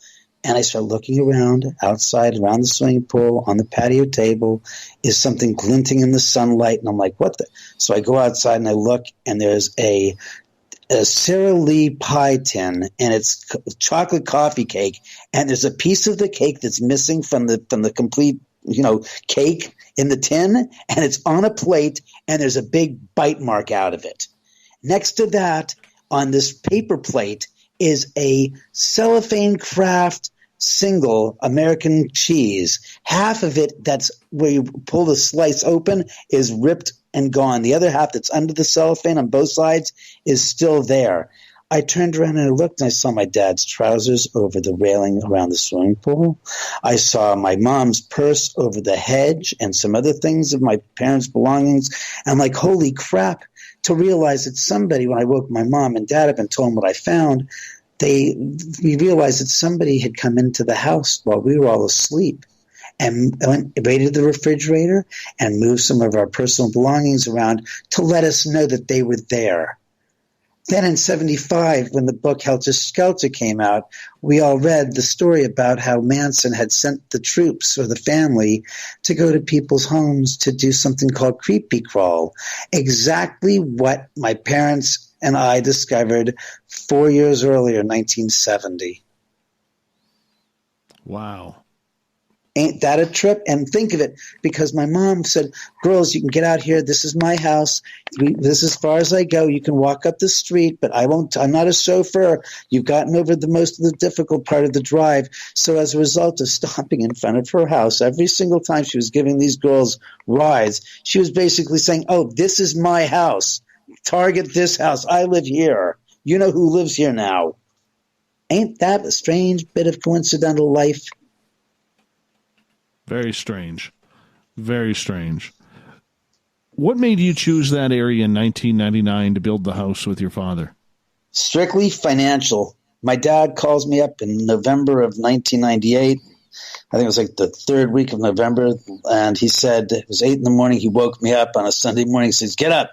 I said, "What, Dad? What's?" Because I found a lot. It's $40,000 in Beverly. I said, Beverly Hills, $40,000. I said, Dad. He goes, it's a foreclosure. I said, Dad, it's a misprint. And he goes, nope, it's no misprint. That's what it is. And I said, all right, Pops, great. So I drove up here and I looked at this lot. When I got up here, before he did, I looked at the end of the driveway and I was flabbergasted, saying, I haven't been here in 20 years, since 78 and 79 and 80. when we used to come up here in high school, I'd take my dad's car out without a license. And, my friends we'd meet up here at the Tate property to go check it out because we all were curious and we all read Helter Skelter. And, what the hell? The house was still there. Let's check it out. And so I'm looking down this thing, but the gate's gone. It's all been destroyed. Apparently, 1994, they tore the house down, completely demolished it from one end to the other. So my dad drives up and he goes, "What do you think of the property?" And I said, "What property?" He goes, "Right here." And I said, "Oh." I said, "It's a nice hillside, Pops." I said, "It's pretty severe slope." And he goes, "Stop." He goes, "Do you see what's on the property as well?" I said, "What?" And he goes, There's rebar on top of the hillside. He goes, "If that's there," he goes, "there might be caissons in the earth here. We might, be able to get this thing for a song and, forget that it's 10% of the value. On top of that, we might have $100,000 worth of improvements as well." I was like, what? He goes, "Yeah, that's the kicker here. This really feels like this property could be really a steal." And I'm like going, and he starts rambling, saying, "You can build a house here, we can sell it." And I'm thinking, "Dad, if we're building a house here, I ain't thinking of selling it. No way, no how. This is something I've been dreaming of all my life. I've been watching you build houses. I saw you build my sister's house some 15 years earlier." I said, "No, we're not. I'm not selling this for God. No. So we ended up, buying the lot. We built it, and I said I put my blood, sweat, and tears with my dad and my mom building this house, and I've been happily living here since August 30th, 2002. Haven't been happier, and the spirits along with it. I'm absolutely, couldn't be happier than a pearl in a clam. I mean, in an oyster. Clams don't have pearls. But let me ask you this in regards to the paranormal activity. Yeah. When did it start? Did it start as the construction was going on? Yeah, the second we bought the property, we bought the property in January of 1999, 20 years ago, and my first two cats, Willie and Arthur. Arthur died of cancer in, I think it was January of 99, and I had to bury him. And I said, I'm going to bury him on the property and make that property, make sure that this is understood, that this property is hallowed ground by I'm burying my first cat there.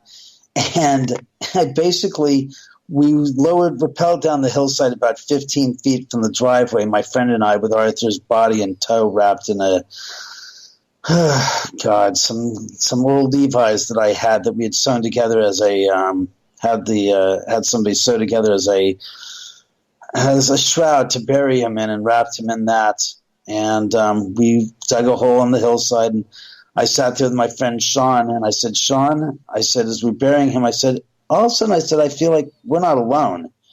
And he says, I didn't want to say anything, but I felt something similar, that we were had a crowd of people descend upon us to support you. And I said, yeah, I feel like I'm surrounded by a bunch of warm energies, just letting me know it's okay. And we're here to support you while you're doing this act of grievance with your pet.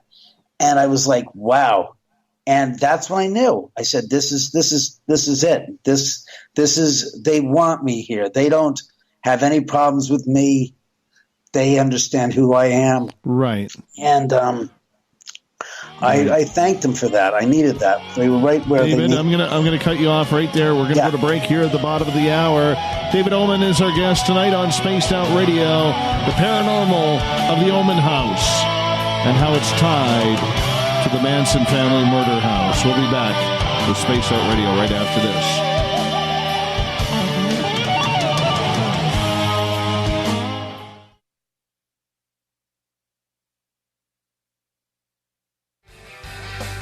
From the heartlands of Canada to beards around the world, we know how to take care of you.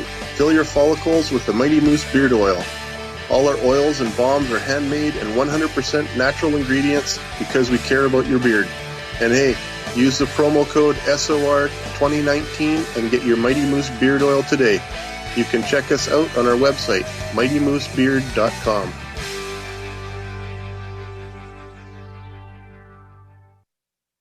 Heading to Vancouver and looking for a night on the town? The Moose Vancouver is the bar that never stops rocking until 2 a.m. every night. The Moose has great food with everything on the menu from $6.95 to $8.95. Fantastic, vibrant staff and rock and roll that will bring you back to when the music was real, the hair was long, and the guitars were rocking. Get your party on at the Moose Vancouver, the official party bar of Spaced Out Radio. Move over, brother, and let me own Saturday night. This is Rich Giordano, and I'm inviting you to tune on in to Spaced Out Saturdays starting at 9 p.m. Pacific, 12 a.m. Eastern, where I'm going to bust open the lids on everything paranormal. Why? Because we want answers, and I'm the guy who's going to deliver those answers to you. Join the chat rooms, and we'll see you this Saturday. Just be there. No, really. Hey everybody, the SOR Space Travelers is open. For just $5 a month, you can hang out with Dave and our crew privately in our members-only section. With your signing, you'll receive newsletters on what's going on with Spaced Out Radio. You'll have direct contact with the host during the show in our chat, live streaming videos, and a great forum for your posts and more. Become a space traveler now at spacedoutradio.com.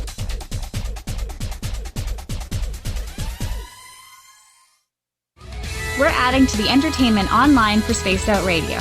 I'm Amber Beckrud, and I want to invite you to subscribe to our YouTube channel and check out Cryptid Tales, where I will take you on a journey into some of the strangest legends and lore from around the world, relaying the stories to you of the strange creatures and experiences that people have had throughout time. You can find Cryptid Tales at youtube.com/Spaced Out Radio, and while you're there, don't forget to check out our free archives and leave a comment. See you there. You wanted new SOR gear, and now you can have it. The SOR Vault is fully stocked with t-shirts, hats, hoodies, mugs, and everything in between, with great logos for you to choose from. So head on over to spacedoutradio.com, click on the SOR Vault, and go shopping. Pricing is quite affordable, and you can look good representing your favorite show. So go to our website and pick up your new SOR wear at the SOR Vault today. Hey, space travelers, this is John Resig, founder of the Chive and Chive Charities. If you know anything about our website, you know we like to do things a little differently. We're not some faceless organization collecting money for a nebulous cause. Our donor dollars go directly toward life-improving items. Then we give those items directly to an underdog who needs it most. To become a donor with Spaced Out Radio's official charity, Chive Charities, just go to chivecharities.org/donate. Looking for a place to advertise at a very reasonable cost? Look no further than Spaced Out Radio. SpacedOutRadio.com has an advertising tab that you can click to check out our daily, weekly, and monthly packages to play on the radio, or our website including social media. From commercial spots to banners, we have it all. Check out our competitive pricing today. Looking for something new to push your limits? Look Beyond the Spectrum, a new docuseries featuring some of the best researchers in the world when it comes to everything from UFOs, government cover-ups, and Bigfoot in the forest. Truth seekers like Steve Bassett, Dr. Jeff Meldrum, Richard Dolan, as well as others all chip in to bring their knowledge to you. Beyond the Spectrum can be found on Amazon as well as Tubi TV. Tell us what you think on our Amazon page. Hello, this is your guitar man, Ron Bumblefoot Thal, and I have to tell you, I love the response I get for Little Brother is Watching from Spaced Out Radio fans. It's amazing how music can inspire and make people think deeper about what's going on in the supernatural world. You can head over to my website, BUMBLEFOOT.com, to check out my music, my guitar workshops, my touring, even check out some of the hot sauces that I'm working on. And make sure you keep on listening, because with Spaced Out Radio, you know Little Brother is watching. Finish off your weekend and kick off your new week with me, Everett Themer, right here on Spaced Out Sundays. I'm going to bring you great guests, a little bit of snark, and plenty of information to think about. But don't worry, there's going to be plenty of woo as well. We are going to hit everything in the paranormal and supernatural, including the odd psychic Sundays. So tune us in on Sunday, 9:06 p.m. Pacific, 12:06 a.m. Eastern, right here at spacedoutradio.com. Every night on Spaced Out Radio, we have places for you to hang out. Hi, this is Carl. Join our SOR Space Travelers group on Facebook for live chat. On Twitter, using hashtag Spaced Out Radio. You can also join us in our Spreaker chat room. Check us out on Instagram at Dave Scott SOR. All of our archives are free on YouTube at Spaced Out Radio. By the way, I'll be watching you at your window until you do. Bye! Visit purpleplates.com today. For over 40 years, the Purple Energy Plates have been delivering amazing results for their many customers. Inspired by the great genius Nikola Tesla, the harmony, healing, and energetic effects of the plates have proven over and over to be beneficial and often miraculous to thousands of customers. Check their site for daily specials and choose from their many energy products. You won't be sorry. Visit them today at purpleplates.com.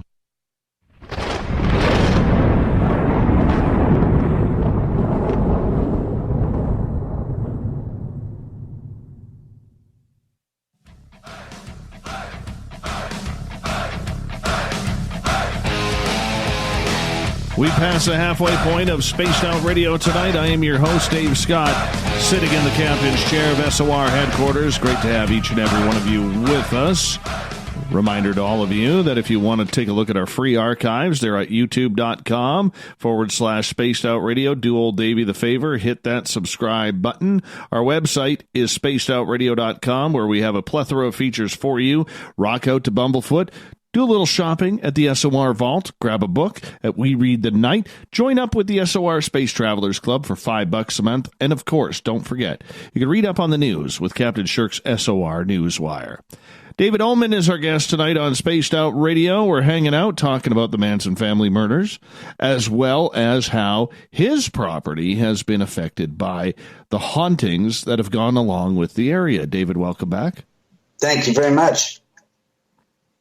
Now, right before the break, you had mentioned that almost immediately when you guys started construction on the home in 1999, that's where you guys started noticing the paranormal activity. What was the kickoff for the paranormal activity? What happened? Well, it was just, during construction, when we first put the first floor up, I'd be walking on the third floor just across it. And it was like I felt like I could almost feel the presence of somebody coming behind me to tap me on the shoulder, and I would turn around, there would be no one there. That pretty much started from the get-go. Tools, as we started doing further, going up the property, building up the property and building the second and the third floors, you could actually, or the top floor and the middle floor, you actually had objects and stuff, tools going from one room to another in the middle of the night. So the laborers would say, David, did you come here after we left at 6 o'clock and took the air hammer or one of our, the tools and put them upstairs? I said, are you kidding? What? I said, no, I don't do that kind of stuff. Why would I be doing such mischievous things with your tools? No, I wouldn't. So just crazy stuff like that was happening here. And then literally before we were done, I assembled all the laborers and I said, hey, you guys have been working on this place for the past 2.5 years, right? Have any of you guys had any strange or weird experiences here at the house? And one guy goes, yeah. 6 months ago, middle of July, after 6 o'clock, I'm here alone on the third floor down from the street. And I hear voices and footsteps coming from the top floor. So I thought it was you and your father. So I started going, I ran upstairs to say, Señor Paul, David, nosotros. And there's nothing there, he says. He goes, the next thing he knows, he says, he goes out in the street. And he looks up and down the street and goes, there's not a single car on the driveway. He goes, can't figure it out. So he starts going back downstairs, and 5 minutes later, voices and footsteps from the top floor. He goes, I don't understand. It's not possible. So he comes running back upstairs and starts looking around. And he says, there's no one there. He goes, that's it. He says, I'm tired. I'm not going to deal with this. I don't know what's going on. I'm getting out of here. So he goes downstairs and he starts packing up his bags. Literally 5 minutes later, as he's packing his bags, he says, I hear the sound of footsteps coming down the staircase, leather-soled shoes on the wood treads, going down, getting louder and louder and louder and louder. So they got to the bottom of the landing that opens up to the 11-foot high ceilings into the third level. He jumps out and he goes looking around. He goes, "What the hell?" Because there's nothing there, he says. But then it happens. I said, "What happens?" He goes, "This ice-cold breeze." He says, "But it can't be a breeze because literally it's across the back of his neck 2 inches wide only. From the hairline to his shoulders. He can't understand what's going on." He says, "It's freezing. All the hairs on his body stood straight up." And he screams, "Ados míos, yummy boy." And he ran up the stairs and took off and didn't come back for 6 weeks. I said, "Wait a second. That's when you told the other guys you were taking care of your sick mother in San Salvador, right?" He goes, "Yeah, exactly." He goes, "I was working at other jobs. And then I realized I didn't get paid for the previous 3 weeks. So I had to come back to the job site." And I said, "I remember when you took off because I got so tired of waiting for you to get back. I put on the gosh darn tiles in the master bathroom. And to this day, it looks like I did the job on the tiles because they're not straight. They're a little bit taller in some spots than the others. It's just a very non-professional job in the master bath. And you wouldn't go to all that trouble to make the story, valid by making that story up because it's like, who the hell was going to do that much, imperfect a job for a multi-million-dollar property and say, yeah, I did it just so this story could be true, okay? You got that? No one does that. So, but that's the truth to the story, what really happened. And to this day, the tiles in the master bathroom are exactly the way I described them. So if you don't believe me, you could take a look at the tile in the master bathroom and tell me I'm wrong. Awesome. Absolutely awesome. Yeah. Now, as the house started being built and you finally get it finished and move in, what's going on then? What is happening? Are you starting to notice, things moving on the counter, furniture being rearranged? No.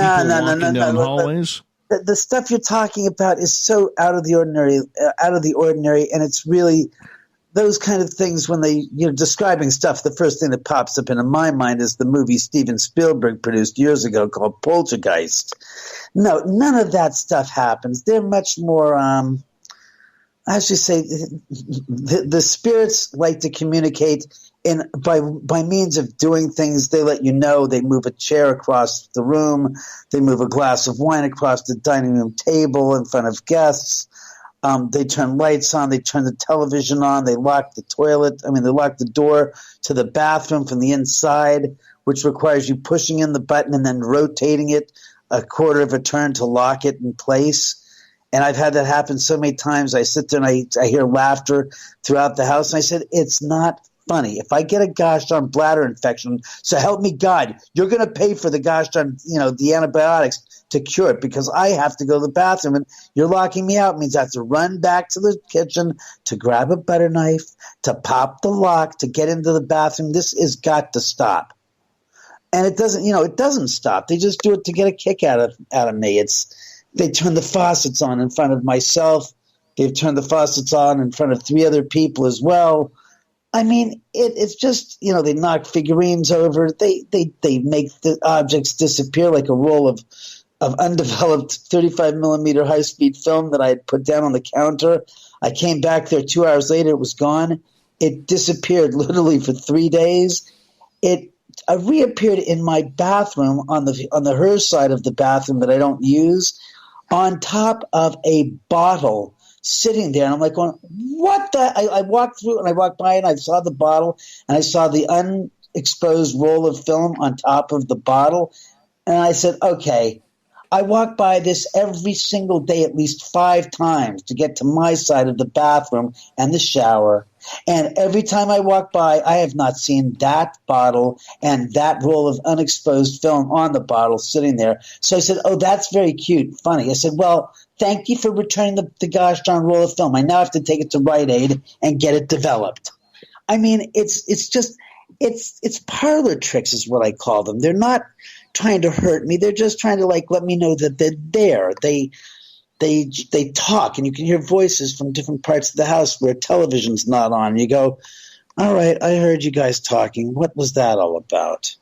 Yeah, it just nothing that's bothersome. It's more humorous if you look at it from that standpoint and don't freak out and start going, oh my God, there's a ghost. It's like, so what? There's a ghost. So what? And eventually, at some point in time in the future, you're going to possibly be a ghost too. And everybody that's listening to this gosh darn broadcast will possibly be a ghost too. And that goes back to the fundamental point that I like to tell people. No one lives forever. And to quote Jim Morrison of The Doors, no one here gets out alive. And that, by which I mean that these statements are basically saying we are all human. We all have an expiration date tagged on our asses that we will depart this plane of existence.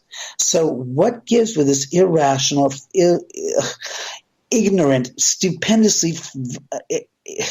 I'm stuttering because it's like when you really rationally think about ghosts, all they are the energies of those that have passed away before us that are returning to visit their old places that were familiar to them. They're not here to hurt you. They're not here to scare you. They don't have rattling chains like in Dickens' A Christmas Carol, and they're not rattling them and saying, ooh, that's all myth and make-believe and storytelling. The reality is this ghosts coming back to visit you aren't here to do anything but to give you information or to visit you and to check up on you or to say hello, but they're not here to harm you. And anyone who sits there and says, oh, the ghosts are trying to hurt you, let me tell you, Sharon Tate and her the four other victims from this murder down the street 50 years ago had more than ample time over the past 40-some-odd years while Tex Watson, Susan Atkins, Patricia Krenwinkel, and the rest of them are rotting in jail to go raise holy hell in a handbasket on them and to literally drive them insane while they sit there in their jail cells 22 or 23 hours a day.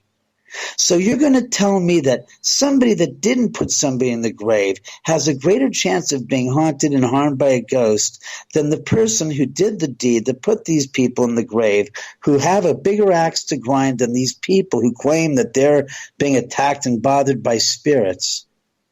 Does it make any sense to you the point I'm trying to make with this? Absolutely.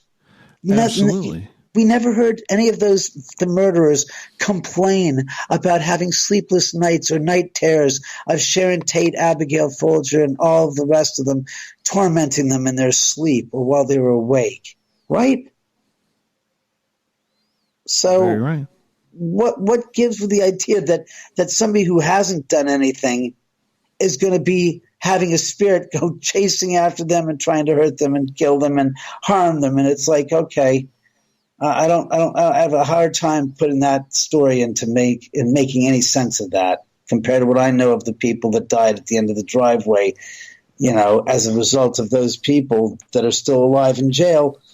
I don't hear any of those problems arising that should usually be more, should be arising from these people that were killed. Now, the spirits in your house. Yes.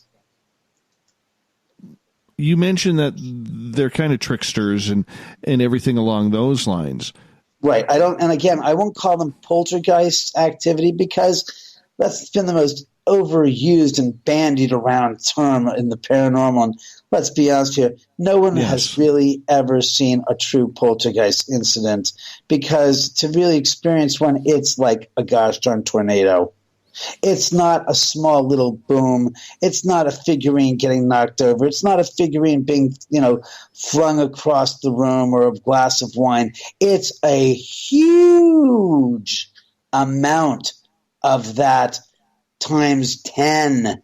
It's not one incident. It's multiple interactions. It's multiple objects being whirled around. It's a lot more intensity. It's a lot more and usually they say the theory is that it's tied to an adolescent mentally challenged individual that's stuck in the betwixtment of adolescence and adulthood, and that individual has the telekinetic ability to make that energy inside of themselves that's contorting around and expound and literally eject it from their body to make objects move around violently.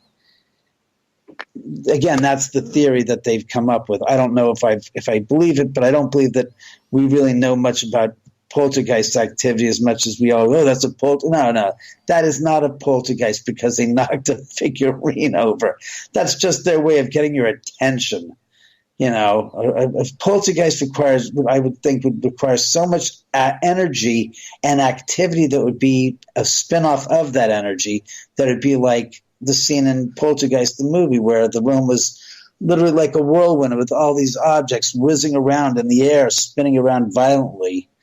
That's, what real poltergeist activity is. It's the extreme cases. Spirits knocking things over and, moving objects. That's not really the definition of poltergeist activity. Even though people want to make that out to be because they're drama queens and they like to play up that agenda and say, it's a poltergeist. It's like, no, it's not, you ninny-wit twitwall. That's not at all what a poltergeist is. A poltergeist is much, much more violence and, like I said, multiples of the environment, of the objects in the environment being disturbed at one time, not intermittently. That's why they say poltergeist means noisy ghost, translated from German.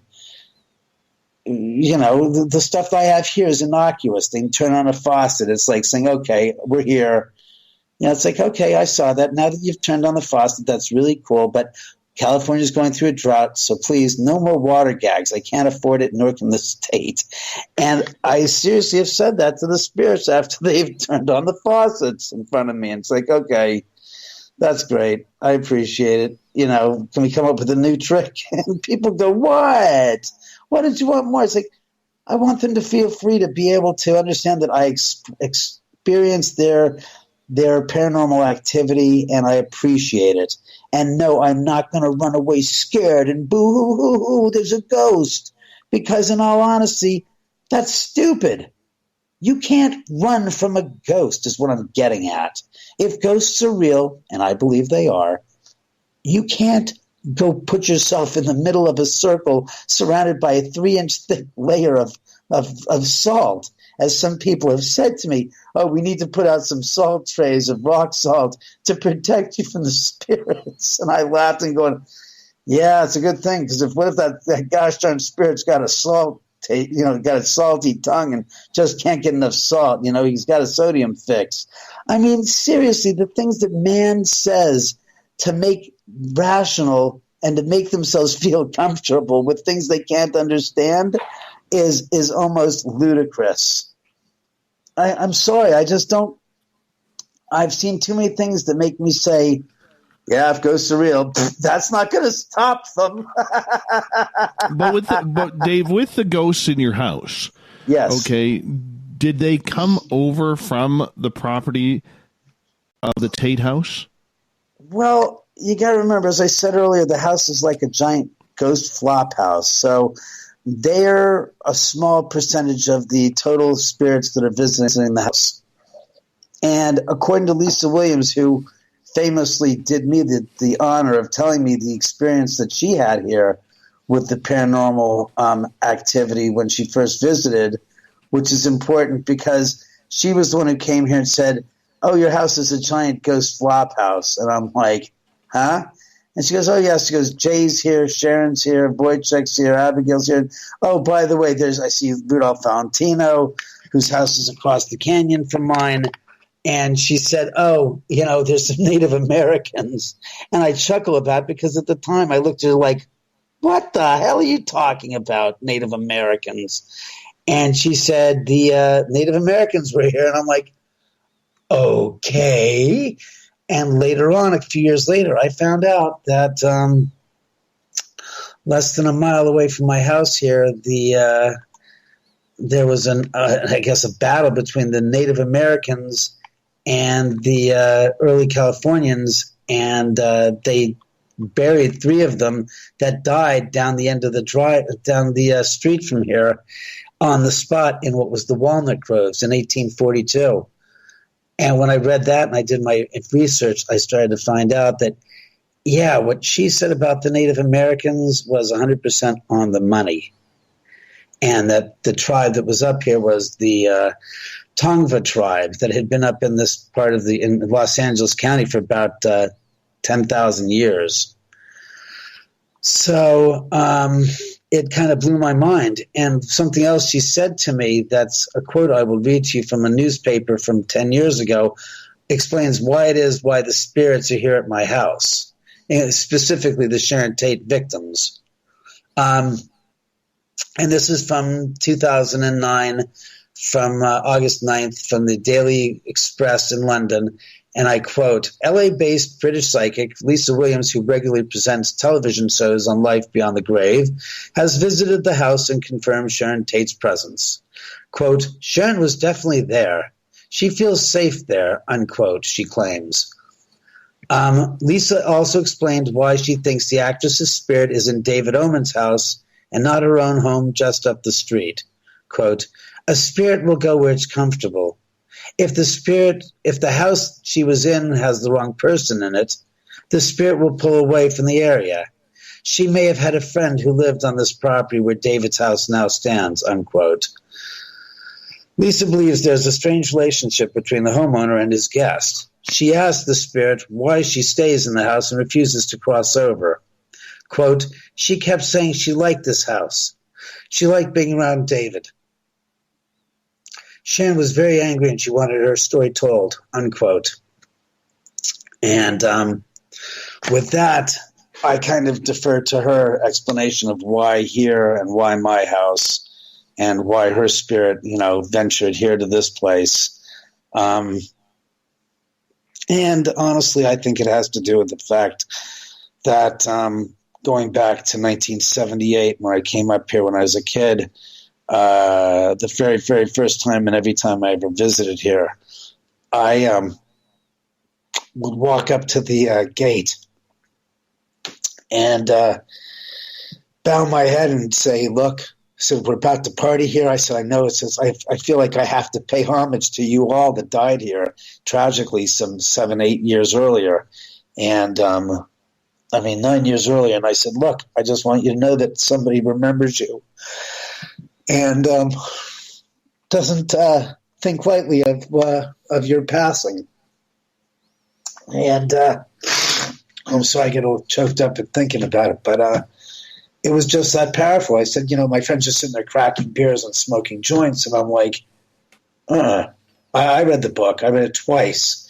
And standing there, to me, it was the most wild experience, to put it bluntly, of just being there and just knowing that I'm standing on the same ground where these people where the murderers walked and committed this terrible tragedy. It was just, it just really touched a nerve. And every time I went up there, I used to just bow my head and say a prayer for them, saying, I hope you guys have found peace. So to me, it was a matter of acceptance by them and then looking at me saying, hey, we have a friend in him. And I guess my attitude, as Lisa said, well, there's a big party at your bar. She said, right. She goes, there are all these people there. And she says, I want you to know that they're telling me that they really appreciate you allowing them to stay here. And I looked at her deadpan. I said, look, far be it from me to piss on their grave and what they've gone through already. I think it's enough. I said, secondly, I'm not going to live forever.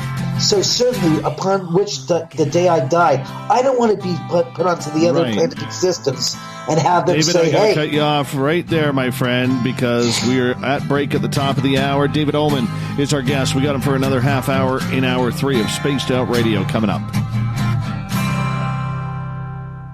Rock and roll.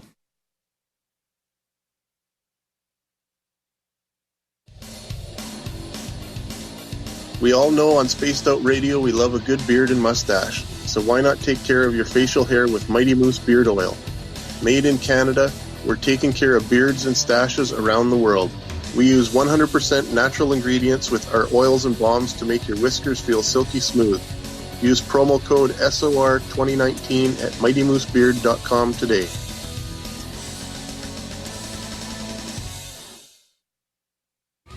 We're adding to the entertainment online for Spaced Out Radio.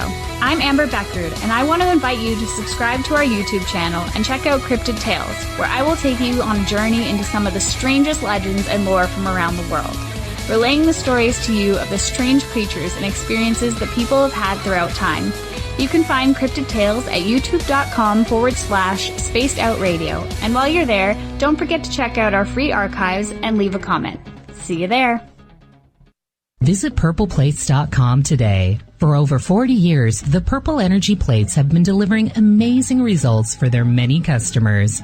Inspired by the great genius Nikola Tesla, the harmony, healing, and energetic effects of the plates have proven over and over to be beneficial and often miraculous to thousands of customers.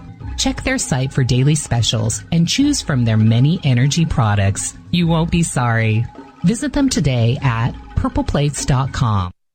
Hello, this is your guitar man, Ron Bumblefoot THAL, and I have to tell you, I love the response I get for Little Brother Is Watching from Spaced Out Radio fans. It's amazing how music can inspire and make people think deeper about what's going on in the supernatural world. You can head over to my website, BUMBLEFOOT.com, to check out my music, my guitar workshops, my touring, even check out some of the hot sauces that I'm working on. And make sure you keep on listening, because with Spaced Out Radio, you know Little Brother is watching. Hey, space travelers, this is John Resig, founder of the Chide and Chive Charities. If you know anything about our website, you know we like to do things a little differently. We're not some faceless organization collecting money for a nebulous cause. Our donor dollars go directly toward life-improving items. Then we give those items directly to an underdog who needs it most. To become a donor with Spaced Out Radio's official charity, Chive Charities, just go to chivecharities.org/donate. Move over, brother, and let me own Saturday night. This is Rich Giordano, and I'm inviting you to tune on in to Spaced Out Saturdays starting at 9 p.m. Pacific, 12 a.m. Eastern, where I'm going to bust open the lids on everything paranormal. Why? Because we want answers, and I'm the guy who's going to deliver those answers to you. Join the chat rooms, and we'll see you this Saturday. Just be there. No, really. For the price of 1 cup of coffee a month, you can become an SOR Space Traveler. The Space Travelers Club is a place where you can interact with other listeners, either live during the show or on our great forum. We want your stories, pictures, comments, and ideas. You'll get live video streams, exclusive content, and be a part of our newsletter. Stay in touch with everything SOR. The Space Travelers Club is just $5 a month at spacedoutradio.com. So, you love talk radio? Then you'll love TalkStreamLive.com. TalkStream Live is always on, 24/7, with the best streaming talk shows. Find your favorite talkers and discover some new ones. It's free, readily available online or on mobile with any smartphone or tablet. Finding your favorite talk shows all in one place has gotten a whole lot easier. Just go to TalkStreamLive.com. Be sure to download the free apps from Google Play or the iTunes App Store. A little bit of science, a little bit of skepticism. Add a dash of snark and you have the makings of Spaced Out Sundays with me, Everett Thiemer. Together we will look into the reality of the paranormal with an open eye and rational thought. Oh, did I mention there'll be plenty of woo as well? Your time spent with Spaced Out Sundays will make the night even better. The chat rooms are open, 9:06 p.m. Pacific, 12:06 a.m. Eastern, right here at spacedoutradio.com. Looking for a place to advertise at a very reasonable cost? Look no further than Spaced Out Radio. SpacedOutRadio.com has an advertising tab that you can click to check out our daily, weekly, and monthly packages to play on the radio, or our website including social media. From commercial spots to banners, we have it all. Check out our competitive pricing today. Heading to Vancouver and looking for a night on the town? The Moose Vancouver is the bar that never stops rocking until 2 a.m. every night. The Moose has great food with everything on the menu from $6.95 to $8.95. Fantastic, vibrant staff and rock and roll that will bring you back to when the music was real, the hair was long, and the guitars were rocking. Get your party on at the Moose Vancouver, the official party bar of Spaced Out Radio. At spacedoutradio.com, we have a little bit of everything for you to stay up late. So while you're there, check out our SOR Newswire, where our team brings you stories of the weird and strange to the WTF from around the globe. News on Bigfoot, UFOs, paranormal, Darwinian-type crime tales. It's the stories that the mainstream media usually won't touch. Well, we got them all on the SOR Newswire, only at spacedoutradio.com.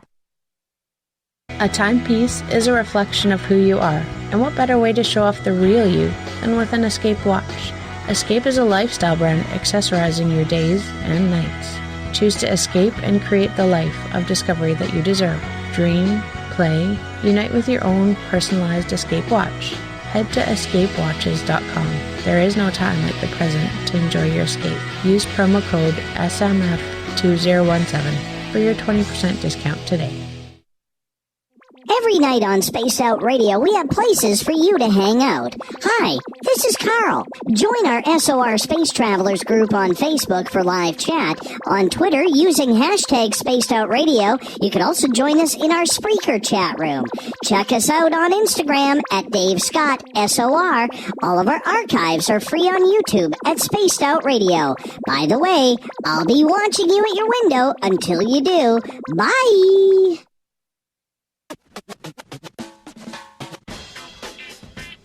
The SOR Vault is open for business, and do we have some cool swag for you to pick up? All you have to do is head over to our website and click on the SOR Vault. You have a variety of cool logos to choose from, and put them on anything you want. T-shirts, hoodies, hats, coffee mugs, you name it, we can get it to you. So do your shopping by supporting the store you love. Get your Spaced Out Radio swag at the SOR Vault today.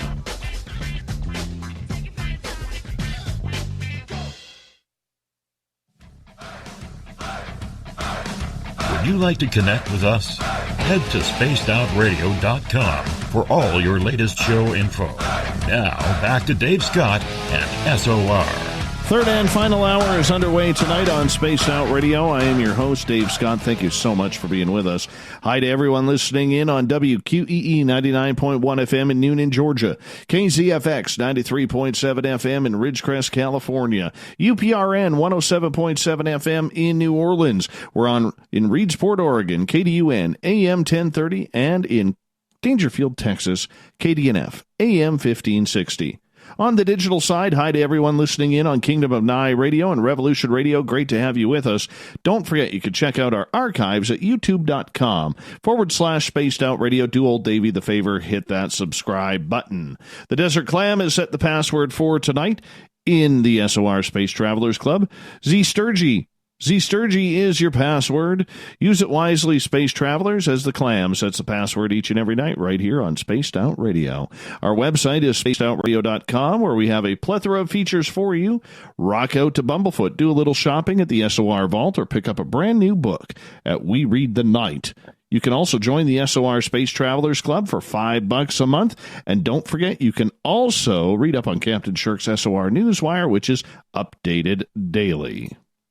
For the final time tonight, we introduce David Oman. His website, if you want to check it out, and I suggest you do, theomanhouse.com. He gives tours, paranormal tours, of this great mansion that he has up in the hills around Hollywood and L.A. Check it on out, theomanhouse.com. David is talking about the ghosts that are walking around his mansion. David, right before the break, we were asking about the ghosts near the Manson house, which is the property next door to yours, or was, and that the spirits from that horrible, horrible event have come over to party at your place.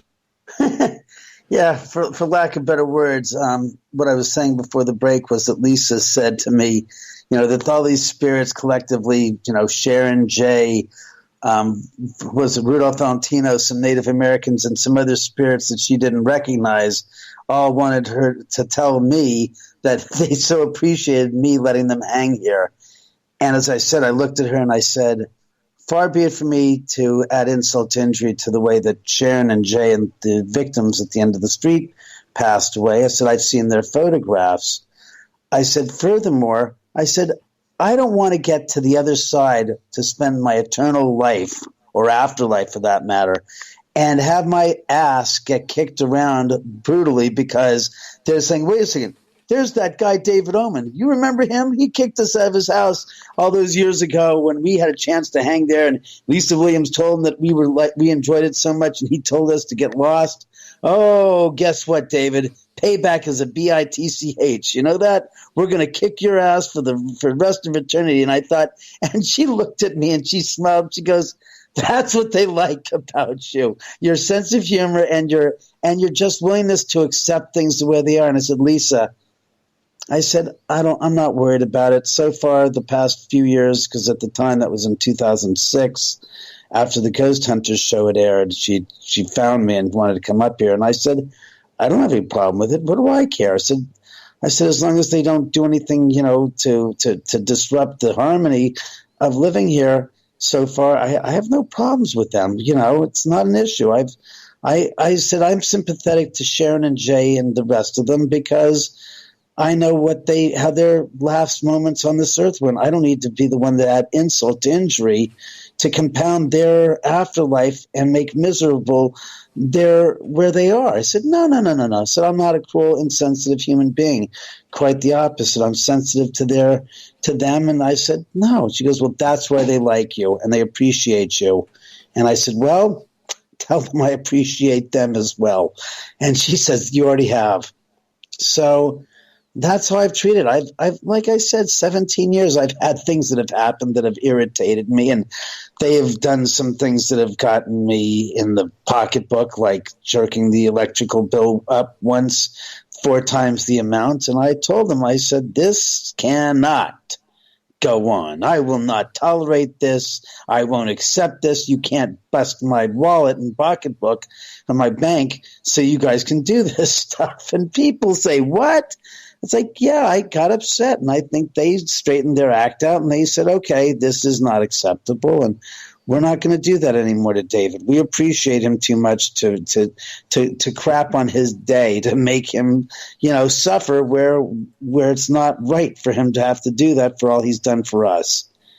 And that's how I deal with it. I don't have problems with the paranormal activity whatsoever. I get, the faucet turns on, okay, I have to turn it off.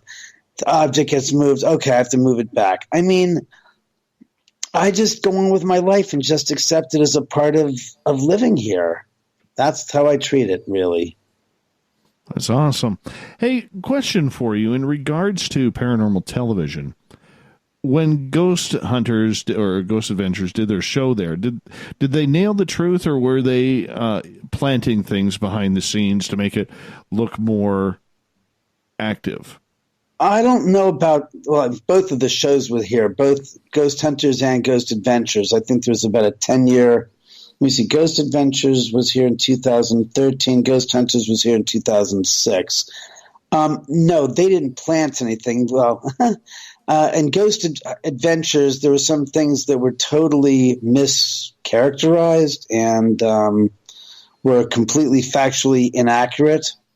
One of them being that, as Zach said, David's house is built on native ceremonial burial ground. And it's like, no, it's not. That's an absolute fabrication and a lie. And he went so far as to reiterate that in his book, I Am Haunted, and made some double-handed lie statements in his book saying that Benedict Canyon was known to be native ceremonial burial grounds, and David's property in particular we know was. And they goes, but we can't be sure because there weren't records. And it's like, first of all, you can't be sure because there are no records because there's never been any bodies dug up in Benedict Canyon outside of the 3 Native Americans that were found there, which were buried on the spot where they were killed during a battle. And that's not a ceremonial burial ground. That's being buried by the enemy, so to speak, on the spot where you died. There's nothing ceremonial and there's nothing native about it outside the bodies that they're buried there.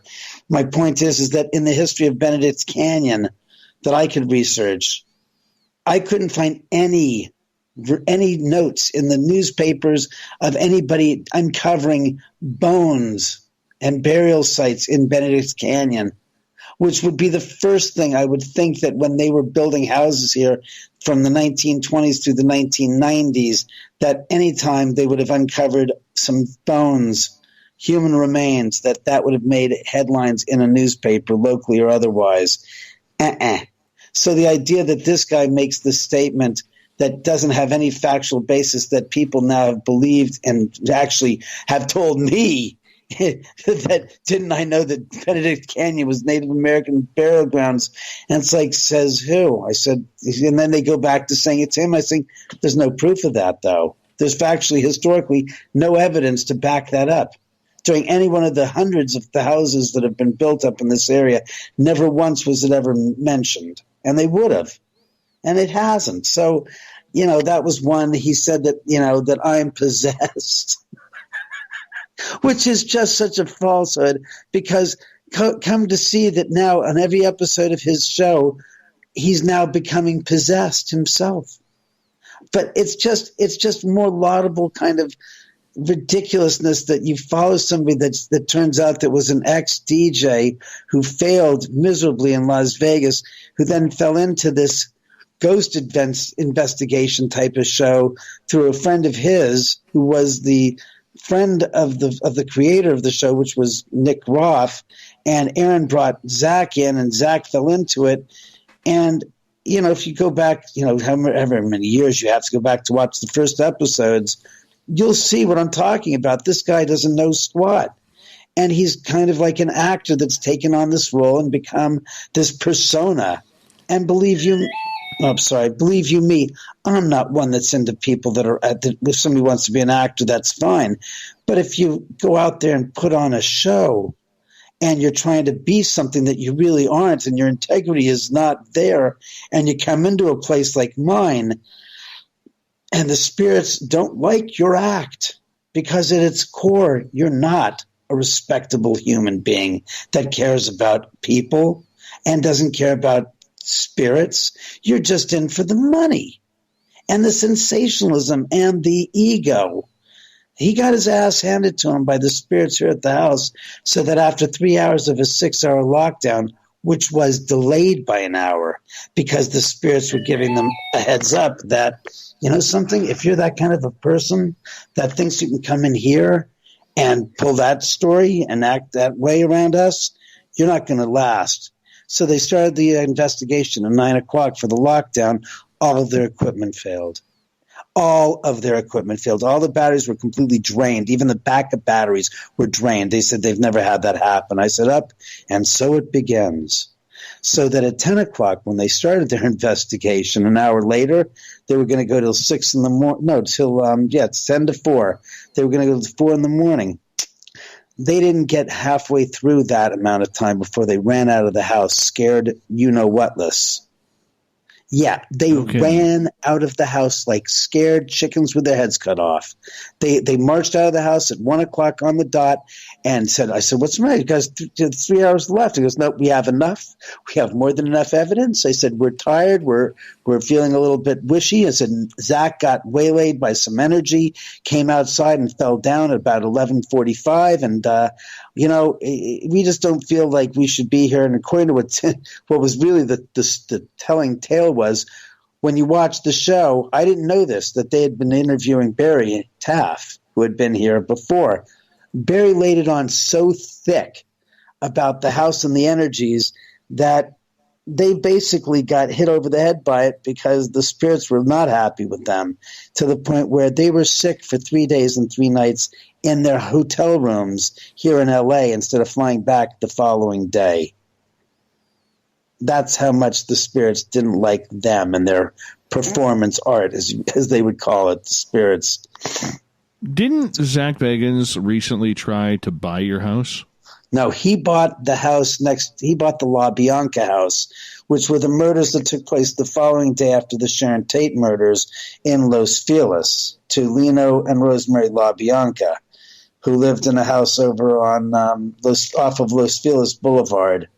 And they were, connected to the Sharon Tate murders only through the fact that they were committed by the Charles Manson family. Gotcha. Did he ever offer up money for your house? No, he wouldn't. He couldn't. He can't. He can't come up here. He's scared of me. He's scared of my house. He is terrified of the thought of coming back here. And what's funny is Nick Groff was here 3.5 years ago in February of 2016, and was here to do the launch and do publicity campaign for Paranormal Lockdown with Katrina Weidman. So when he was here visiting, he even said, he goes, it feels different, the energy. It's intense, but nothing like when they shot the episode of Ghost Adventures back in September of 2013. And I said, you know why it's different? He says, because you don't have the bag of baggins around. I said, that's why it's not as bad as it was before. I said, you cut off the dead weight and you've moved on. And he laughed. He says, yeah. He goes, it does feel a little bit different than it did when I was here the first. I said, uh-huh. So, Zach's terrified of this place. He knows that the spirits don't like him and that they'll serve him up a heaping pile of, butt kicking if he ever comes near here. And he won't. He knows better. He won't say it. He won't claim it. But he knows in his heart of hearts that he is terrified of this house and the spirits here. And he's got very valid reasons, because anybody who would take the blood portrait with the ashes of Charles Manson and display it next to Sharon Tate's wedding dress is an individual that needs some serious psychiatric help. He's an egocentric individual that runs on fumes.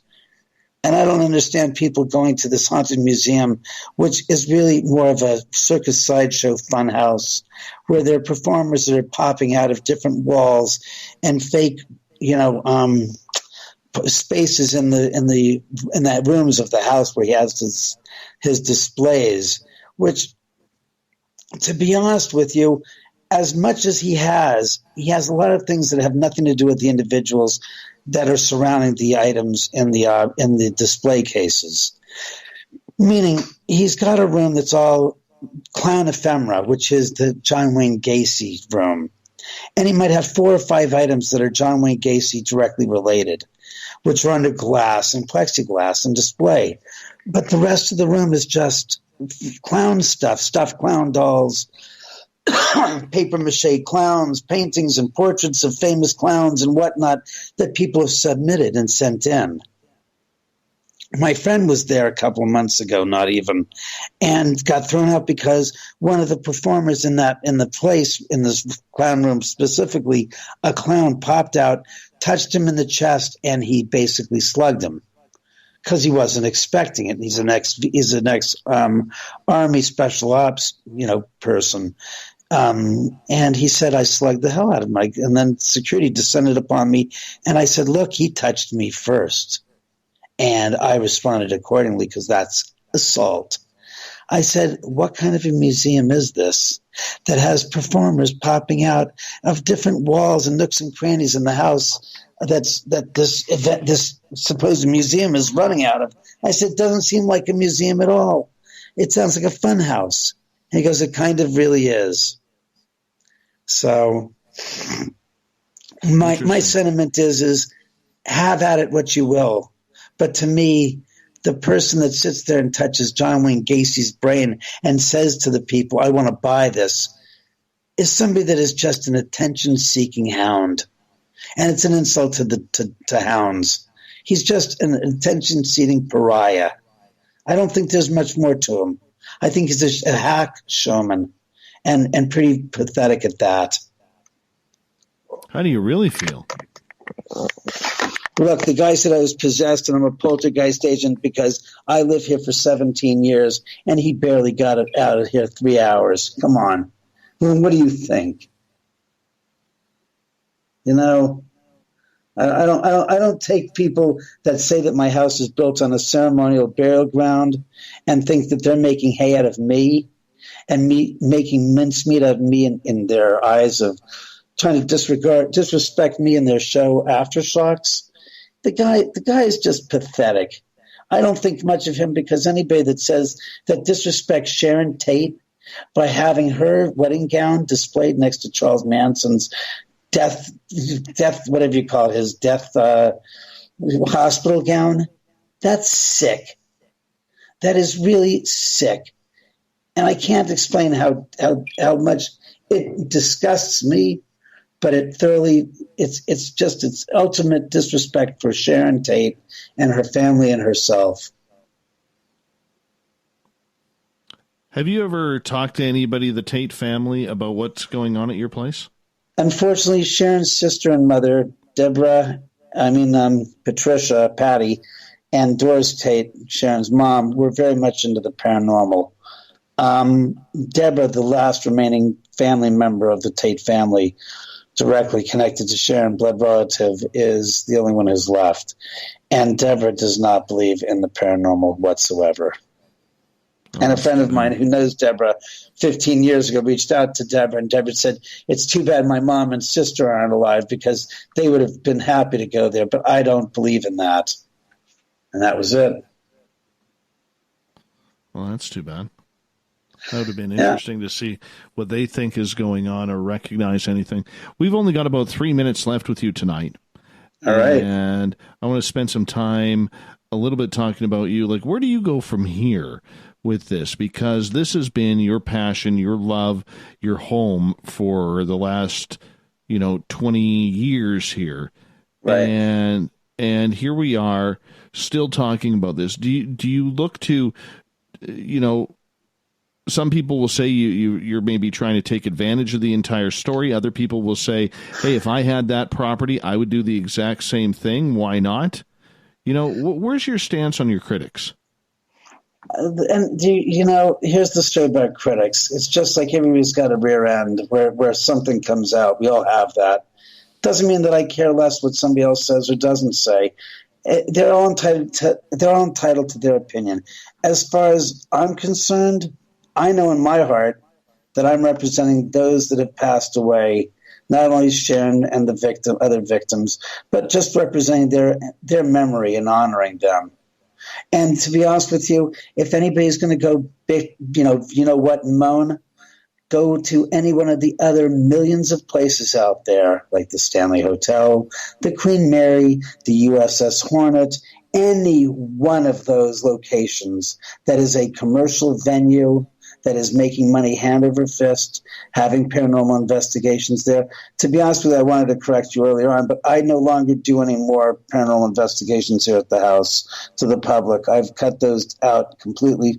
And part of the reason is as what you've said, the public and some of the people that howl about this. I just haven't the time or the interest to try to impress upon them my perspective and point of view. I just don't have the interest in trying to convince people. That's not my life, and to rearrange people's thoughts to make them believe what I've experienced. So I said, that's it. That's all. Everything has a beginning, a middle, and an end. And I choose not to do any more of them. People want to rent the house out for a private event. That's one thing, but I no longer engage in those types of public events myself.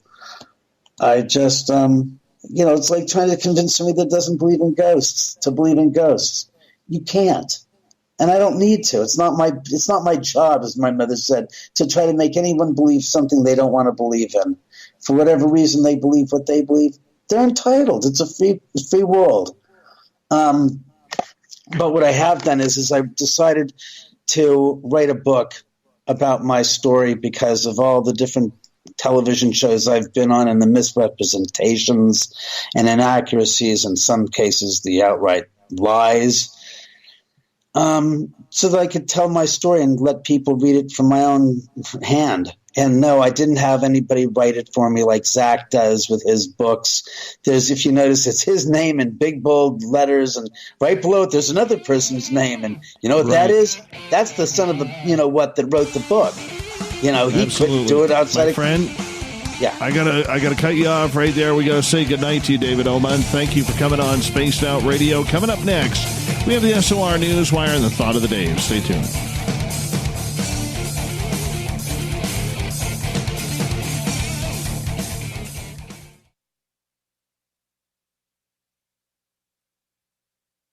Every night on Spaced Out Radio, we have places for you to hang out. Hi, this is Carl. Join our SOR Space Travelers group on Facebook for live chat. On Twitter, using hashtag Spaced Out Radio. You can also join us in our Spreaker chat room. Check us out on Instagram at Dave Scott SOR. All of our archives are free on YouTube at Spaced Out Radio. By the way, I'll be watching you at your window until you do. Bye! Hello, this is your guitar man, Ron Bumblefoot THAL, and I have to tell you, I love the response I get for Little Brother is Watching from Spaced Out Radio fans. It's amazing how music can inspire and make people think deeper about what's going on in the supernatural world. You can head over to my website, bumblefoot.com, to check out my music, my guitar workshops, my touring, even check out some of the hot sauces that I'm working on. And make sure you keep on listening, because with Spaced Out Radio, you know Little Brother is watching. Looking for a place to advertise at a very reasonable cost? Look no further than Spaced Out Radio. SpacedOutRadio.com has an advertising tab that you can click to check out our daily, weekly, and monthly packages to play on the radio, or our website including social media. From commercial spots to banners, we have it all. Check out our competitive pricing today.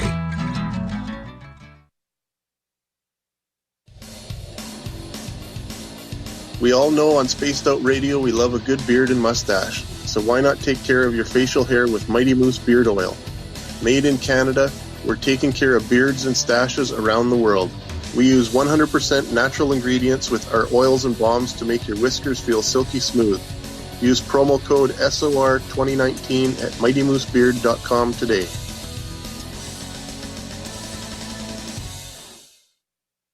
So, you love talk radio? Then you'll love TalkStreamLive.com. TalkStream Live is always on, 24/7, with the best streaming talk shows. Find your favorite talkers and discover some new ones. It's free, readily available online or on mobile with any smartphone or tablet. Finding your favorite talk shows all in one place has gotten a whole lot easier. Just go to TalkStreamLive.com. Be sure to download the free apps from Google Play or the iTunes App Store. Hey, Spaced Out Radio fans! It's John Resig, founder of the Chive and Chive Charities. Our goal is to make the life of veterans, first responders, and those with rare medical conditions 10% happier. We do this by donating one grant item, ranging from dance to therapy programs to prosthetic limbs, to those who need it most. To contribute to Spaced Out Radio's official charity, head over to chivecharities.org and become a donor today. We're adding to the entertainment online for Spaced Out Radio. I'm Amber Beckrud, and I want to invite you to subscribe to our YouTube channel and check out Cryptid Tales, where I will take you on a journey into some of the strangest legends and lore from around the world, relaying the stories to you of the strange creatures and experiences that people have had throughout time. You can find Cryptid Tales at youtube.com/Spaced Out Radio. And while you're there, don't forget to check out our free archives and leave a comment. See you there. Move over, brother, and let me own Saturday night. This is Rich Giordano, and I'm inviting you to tune on in to Spaced Out Saturdays starting at 9 p.m. Pacific, 12 a.m. Eastern, where I'm going to bust open the lids on everything paranormal. Why? Because we want answers, and I'm the guy who's going to deliver those answers to you. Join the chat rooms, and we'll see you this Saturday. Just be there. No, really. A little bit of science, a little bit of skepticism. Add a dash of snark and you have the makings of Spaced Out Sundays with me, Everett Thiemer. Together we will look into the reality of the paranormal with an open eye and rational thought. Oh, did I mention there'll be plenty of woo as well? Your time spent with Spaced Out Sundays will make the night even better. The chat rooms are open, 9:06 p.m. Pacific, 12:06 a.m. Eastern, right here at spacedoutradio.com. Hey everybody, the SOR Space Travelers is open. For just $5 a month, you can hang out with Dave and our crew privately in our members-only section. With your signing, you'll receive newsletters on what's going on with Spaced Out Radio. You'll have direct contact with the host during the show in our chat, live streaming videos, and a great forum for your posts and more. Become a Space Traveler now at spacedoutradio.com.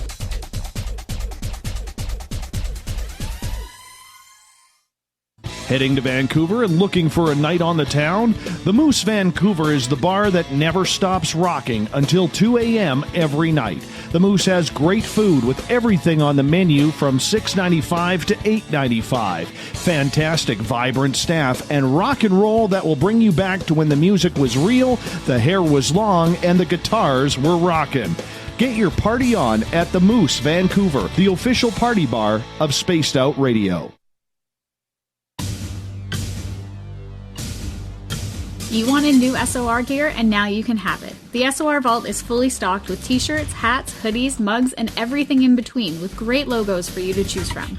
So head on over to spacedoutradio.com, click on the SOR Vault, and go shopping.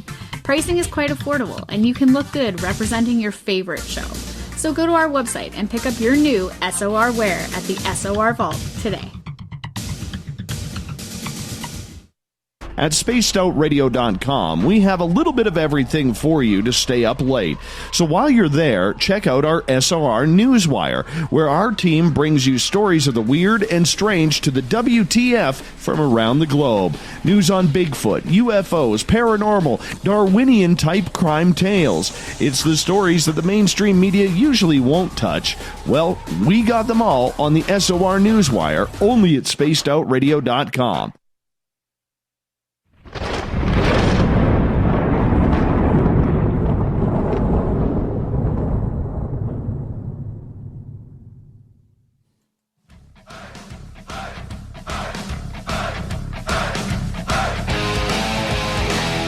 We've rounded third. We're heading for home tonight on Spaced Out Radio. I am your host, Dave Scott, sitting in the captain's chair of SOR headquarters. Always a pleasure to have each and every one of you with us. Reminder to all of you that our archives are free at youtube.com/Spaced Out Radio. Just do old Davey the favor, hit that subscribe button. Our website is spacedoutradio.com, where we have a plethora of features for you. You can rock out to Bumblefoot, do a little shopping at the SOR Vault. There's a lot you can do there. You know what? You should sign up for the SOR Space Travelers Club as well, because why not? Something fun for you to do. And it's always a good time. Always a good time. And, of course, Captain Shirk's SOR Newswire, which we're going to get to right now.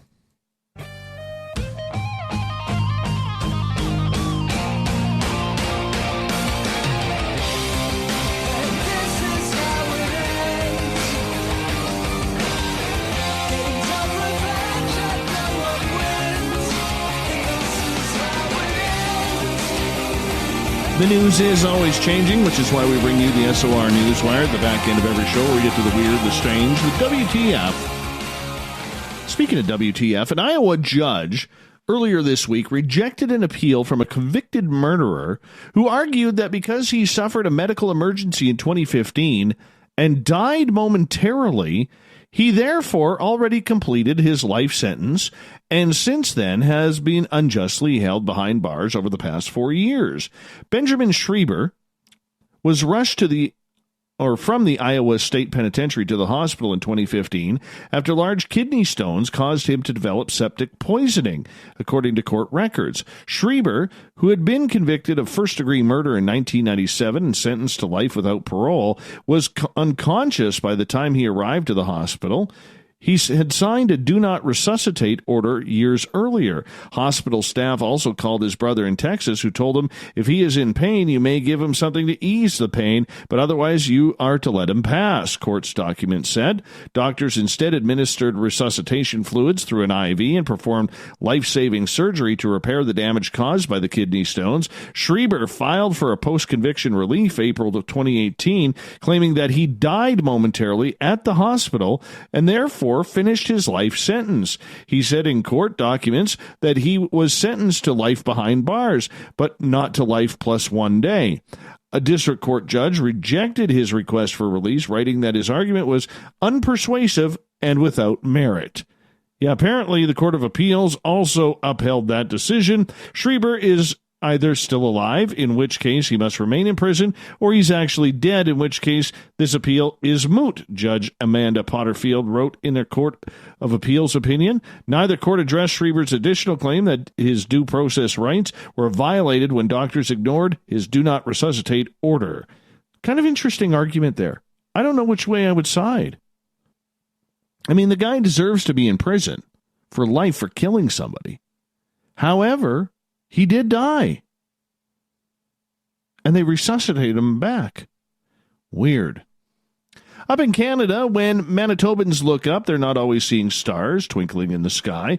The province has recorded thousands of sightings of UFOs. Now, research files from one of the most famous, the Falcon Lake UFO encounter, has been donated to the University of Manitoba archives. The case stems back to 1967, when Stefan Mikulik spotted a UFO that landed close enough for him to walk right up to it. When it suddenly took off, his clothes were set on fire. He was treated for Misericordia Hospital, or at the hospital, where doctors examined him. He went to the Mayo Clinic, said UFO researcher Chris Rutkowski, former guest here. The RCMP and the Royal Canadian Armed Forces also said they had no explanation for what happened. The undershirt Mikulik wore that day, also with his hat, and many other artifacts have all been donated to the archives. Yeah, Rutkowski goes on to say, I think it's the type of thing that all Manitobans should be able to access a little bit more. The case is just the beginning. Rutkowski is in the process of donating all his investigative files from 40 years of UFO research as well to the university. Very cool. Very cool, Chris. Good job. Even though there has never been a manned mission to Mars, apparently back in 1984, the CIA found a different way to explore the red planet. According to documents that have now been declassified, thanks to the Freedom of Information Act, the CIA used a remote viewer to see what was on Mars 1 million years ago. And if you believe it, the discovery is mind-blowing. Back in 1984, the CIA used a remote viewer to focus their mind on a location at a time and describe what they saw. The transcript of what that person witnessed on Mars 1 million years back was part of a large document dump. While the papers don't explain why the CIA wanted to see what Mars looked like 1 million years ago, they do show that the psychic saw civilization. The remote viewer, whose name has been redacted, said, I kind of got an oblique view of a pyramid or pyramid form. It's very high. It's kind of sitting in a large depressed area. I'm tracking severe clouds, more like dust storms. I'm looking at an after effect of a major geologic problem. I just keep seeing very large people. They appear thin and tall, but they are very large, wearing some sort of clothes. He or she then went on to say, deep inside of a cavern, not of a cavern, more like a canyon, I'm looking up the sides of a steep wall that seem to go on forever, and there's like a structure. It's like the wall of the canyon has been carved. Again, I'm getting a very large structure, and it goes on. Like, can we believe this? The CIA actually did this? Well, you can. All the documents are on their website, so go check them out. A CBS News employee fired after ABC executives informed CBS she had access to a leaked hot mic video that revealed the Disney-owned network killed a Jeffrey Epstein scoop, says she did not leak the tape and was unfairly axed without being able to defend herself. Ashley Bianco was a producer on ABC's Good Morning America before joining CBS This Morning last month. Earlier this week, the controversial group Project Veritas published a damning video in which 2020 and GMA anchor Amy Robach complained that her bosses killed a story that would have exposed the now-deceased child sex offender Epstein 3 years ago. Bianco says she was fired by CBS after the network received a call from ABC informing her new boss that she once had access to the leaked video. I did not leak the tape, Bianco told journalist Megyn Kelly in an interview posted Friday on YouTube. I am not the whistleblower. I'm sorry to ABC, but the leaker is still inside. CBS News declined to comment on Bianco's claim. ABC News did not immediately respond to requests for comment. Bianco denied ever communicating with anyone from Project Veritas, and she simply made a clip of the video and saved it ABC's internal system. Bianco said she was watching the feed from her desk when Roebuck made the now infamous comments about ABC News refusing to air her Epstein reporting.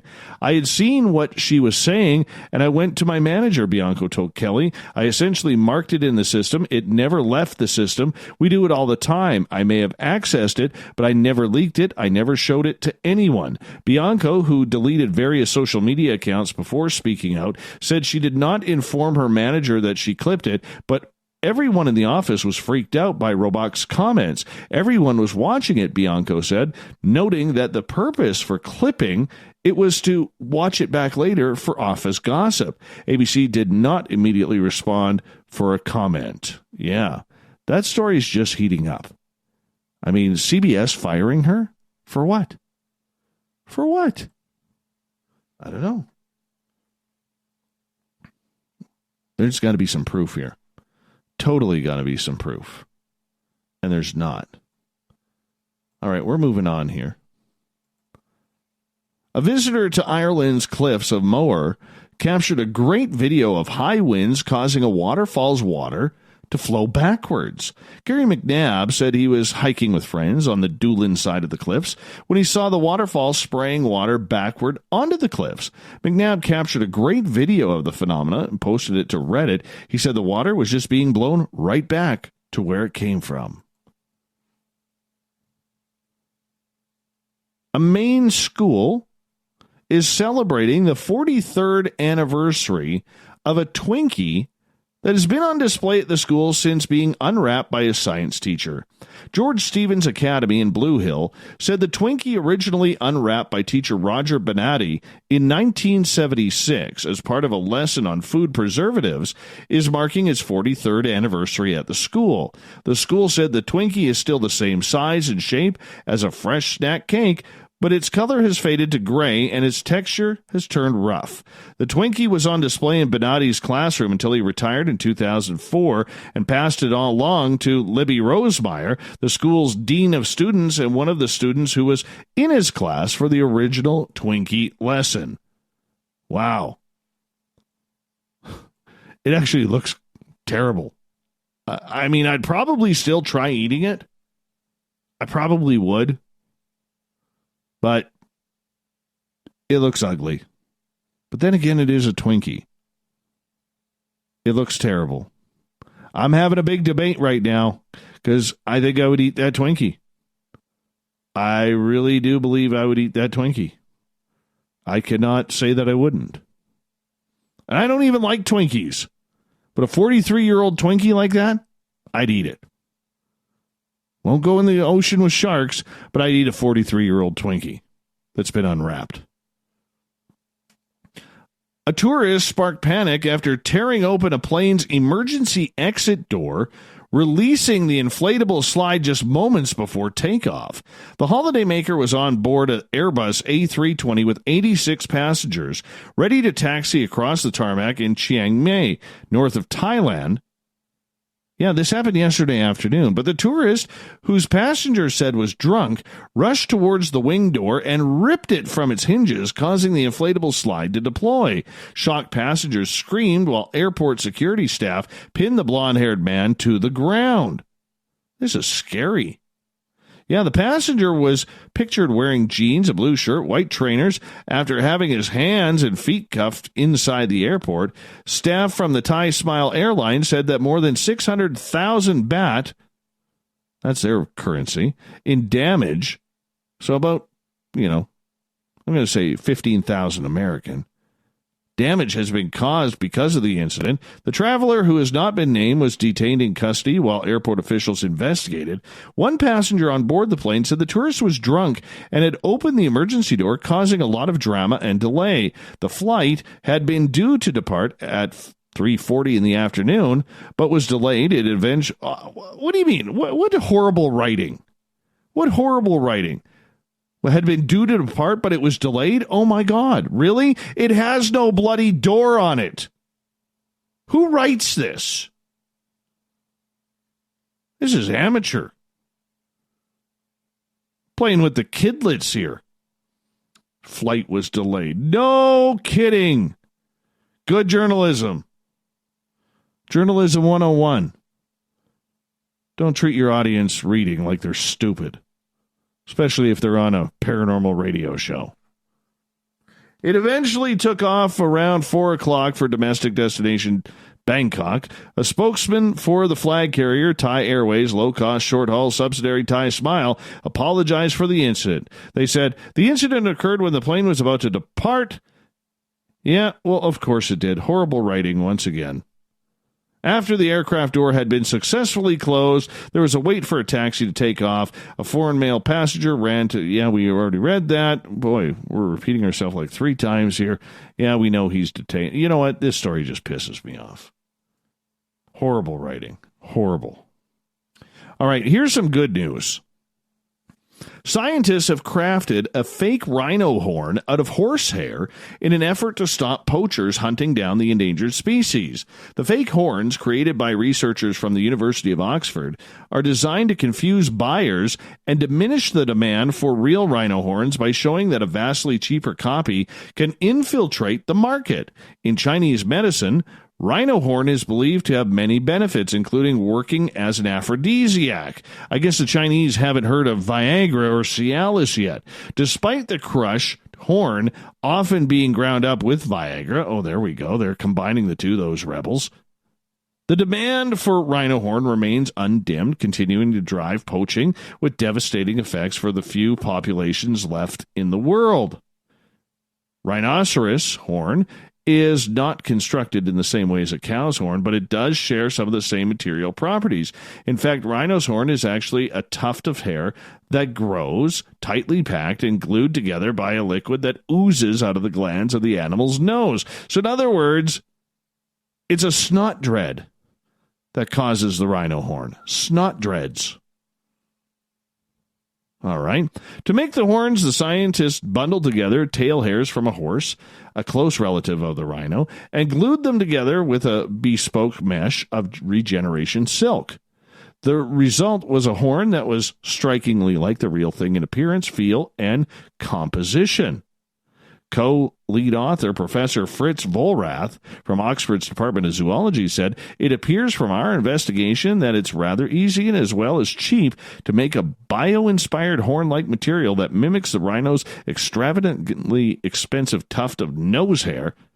We leave it to others to develop this technology further with the aim to confuse the trade, depress prices, and thus support rhino conservation. That is fantastic. Absolutely fantastic. We got to save those animals.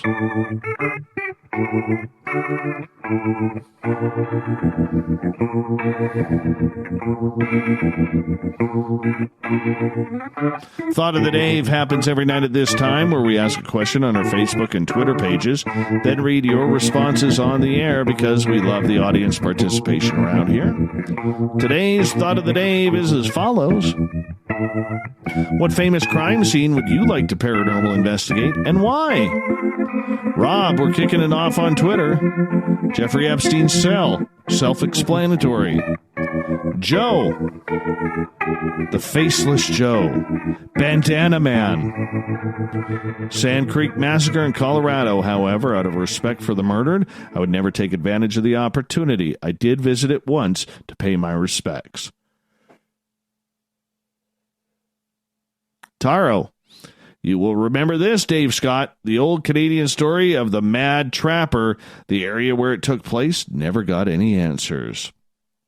Dominic, Rendlesham Forest, Bases Does It, the YouTube show by ex-BBC, Miles Johnson. All right, that's kind of cool. Let's keep going here, shall we? All right. Joe, the Lincoln assassination. I am certain that Mary Todd shot Abraham in the head. Michelle argues. She goes, wrong. Joe, nope. Big bad argument there. That's almost a Canadian argument right there. Dave, Jeffrey Epstein's jail cell to find out who killed him. Shauna, Brian Jones of the Stones. It seems really strange. I read about it as a teenager, and others of the 27 Club just get the feeling there was more to his death. Of course, it was after signing the deal with the devil. That's why the Stones still have to keep on touring. How many of you have thought like me?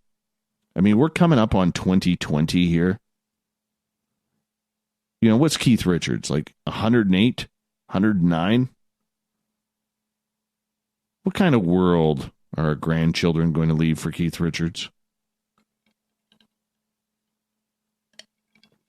Seriously. Michelle, the Lizzie Borden house would love to know the truth behind what happened. Amber, Lizzie Borden house and the Tower of London.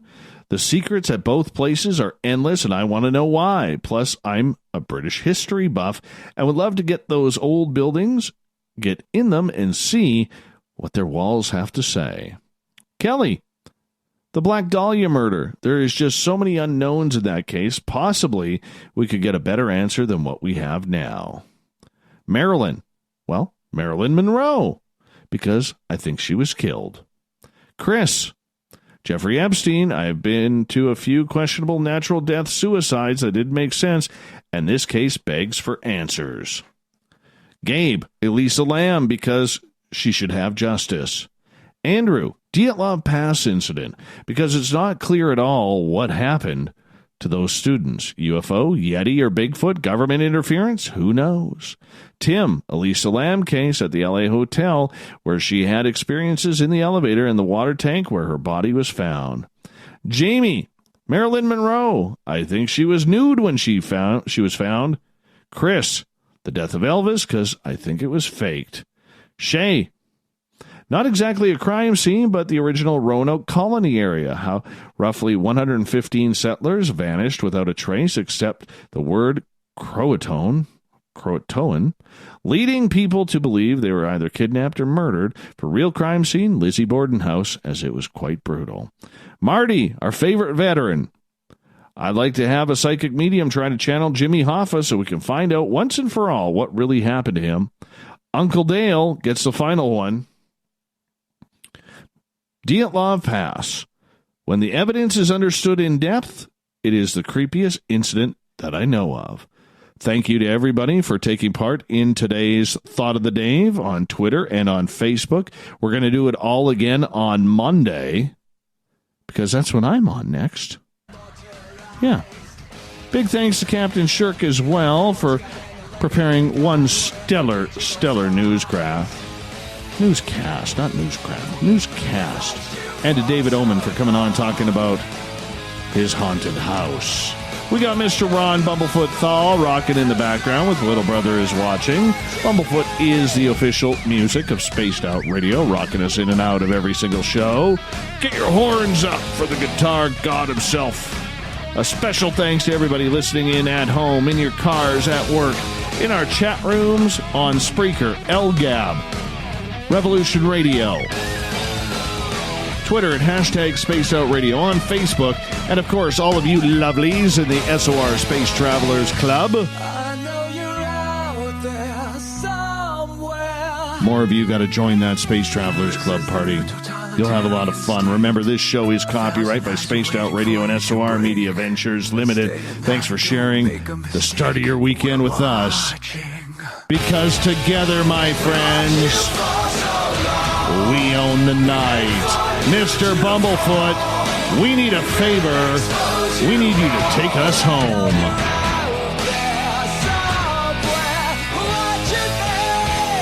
I'm going to play with my chainsaw this weekend. Have a great one. We'll talk to you on Remembrance Day / Veterans Day. Much love to all of you. Thank you for a great week. I'm out.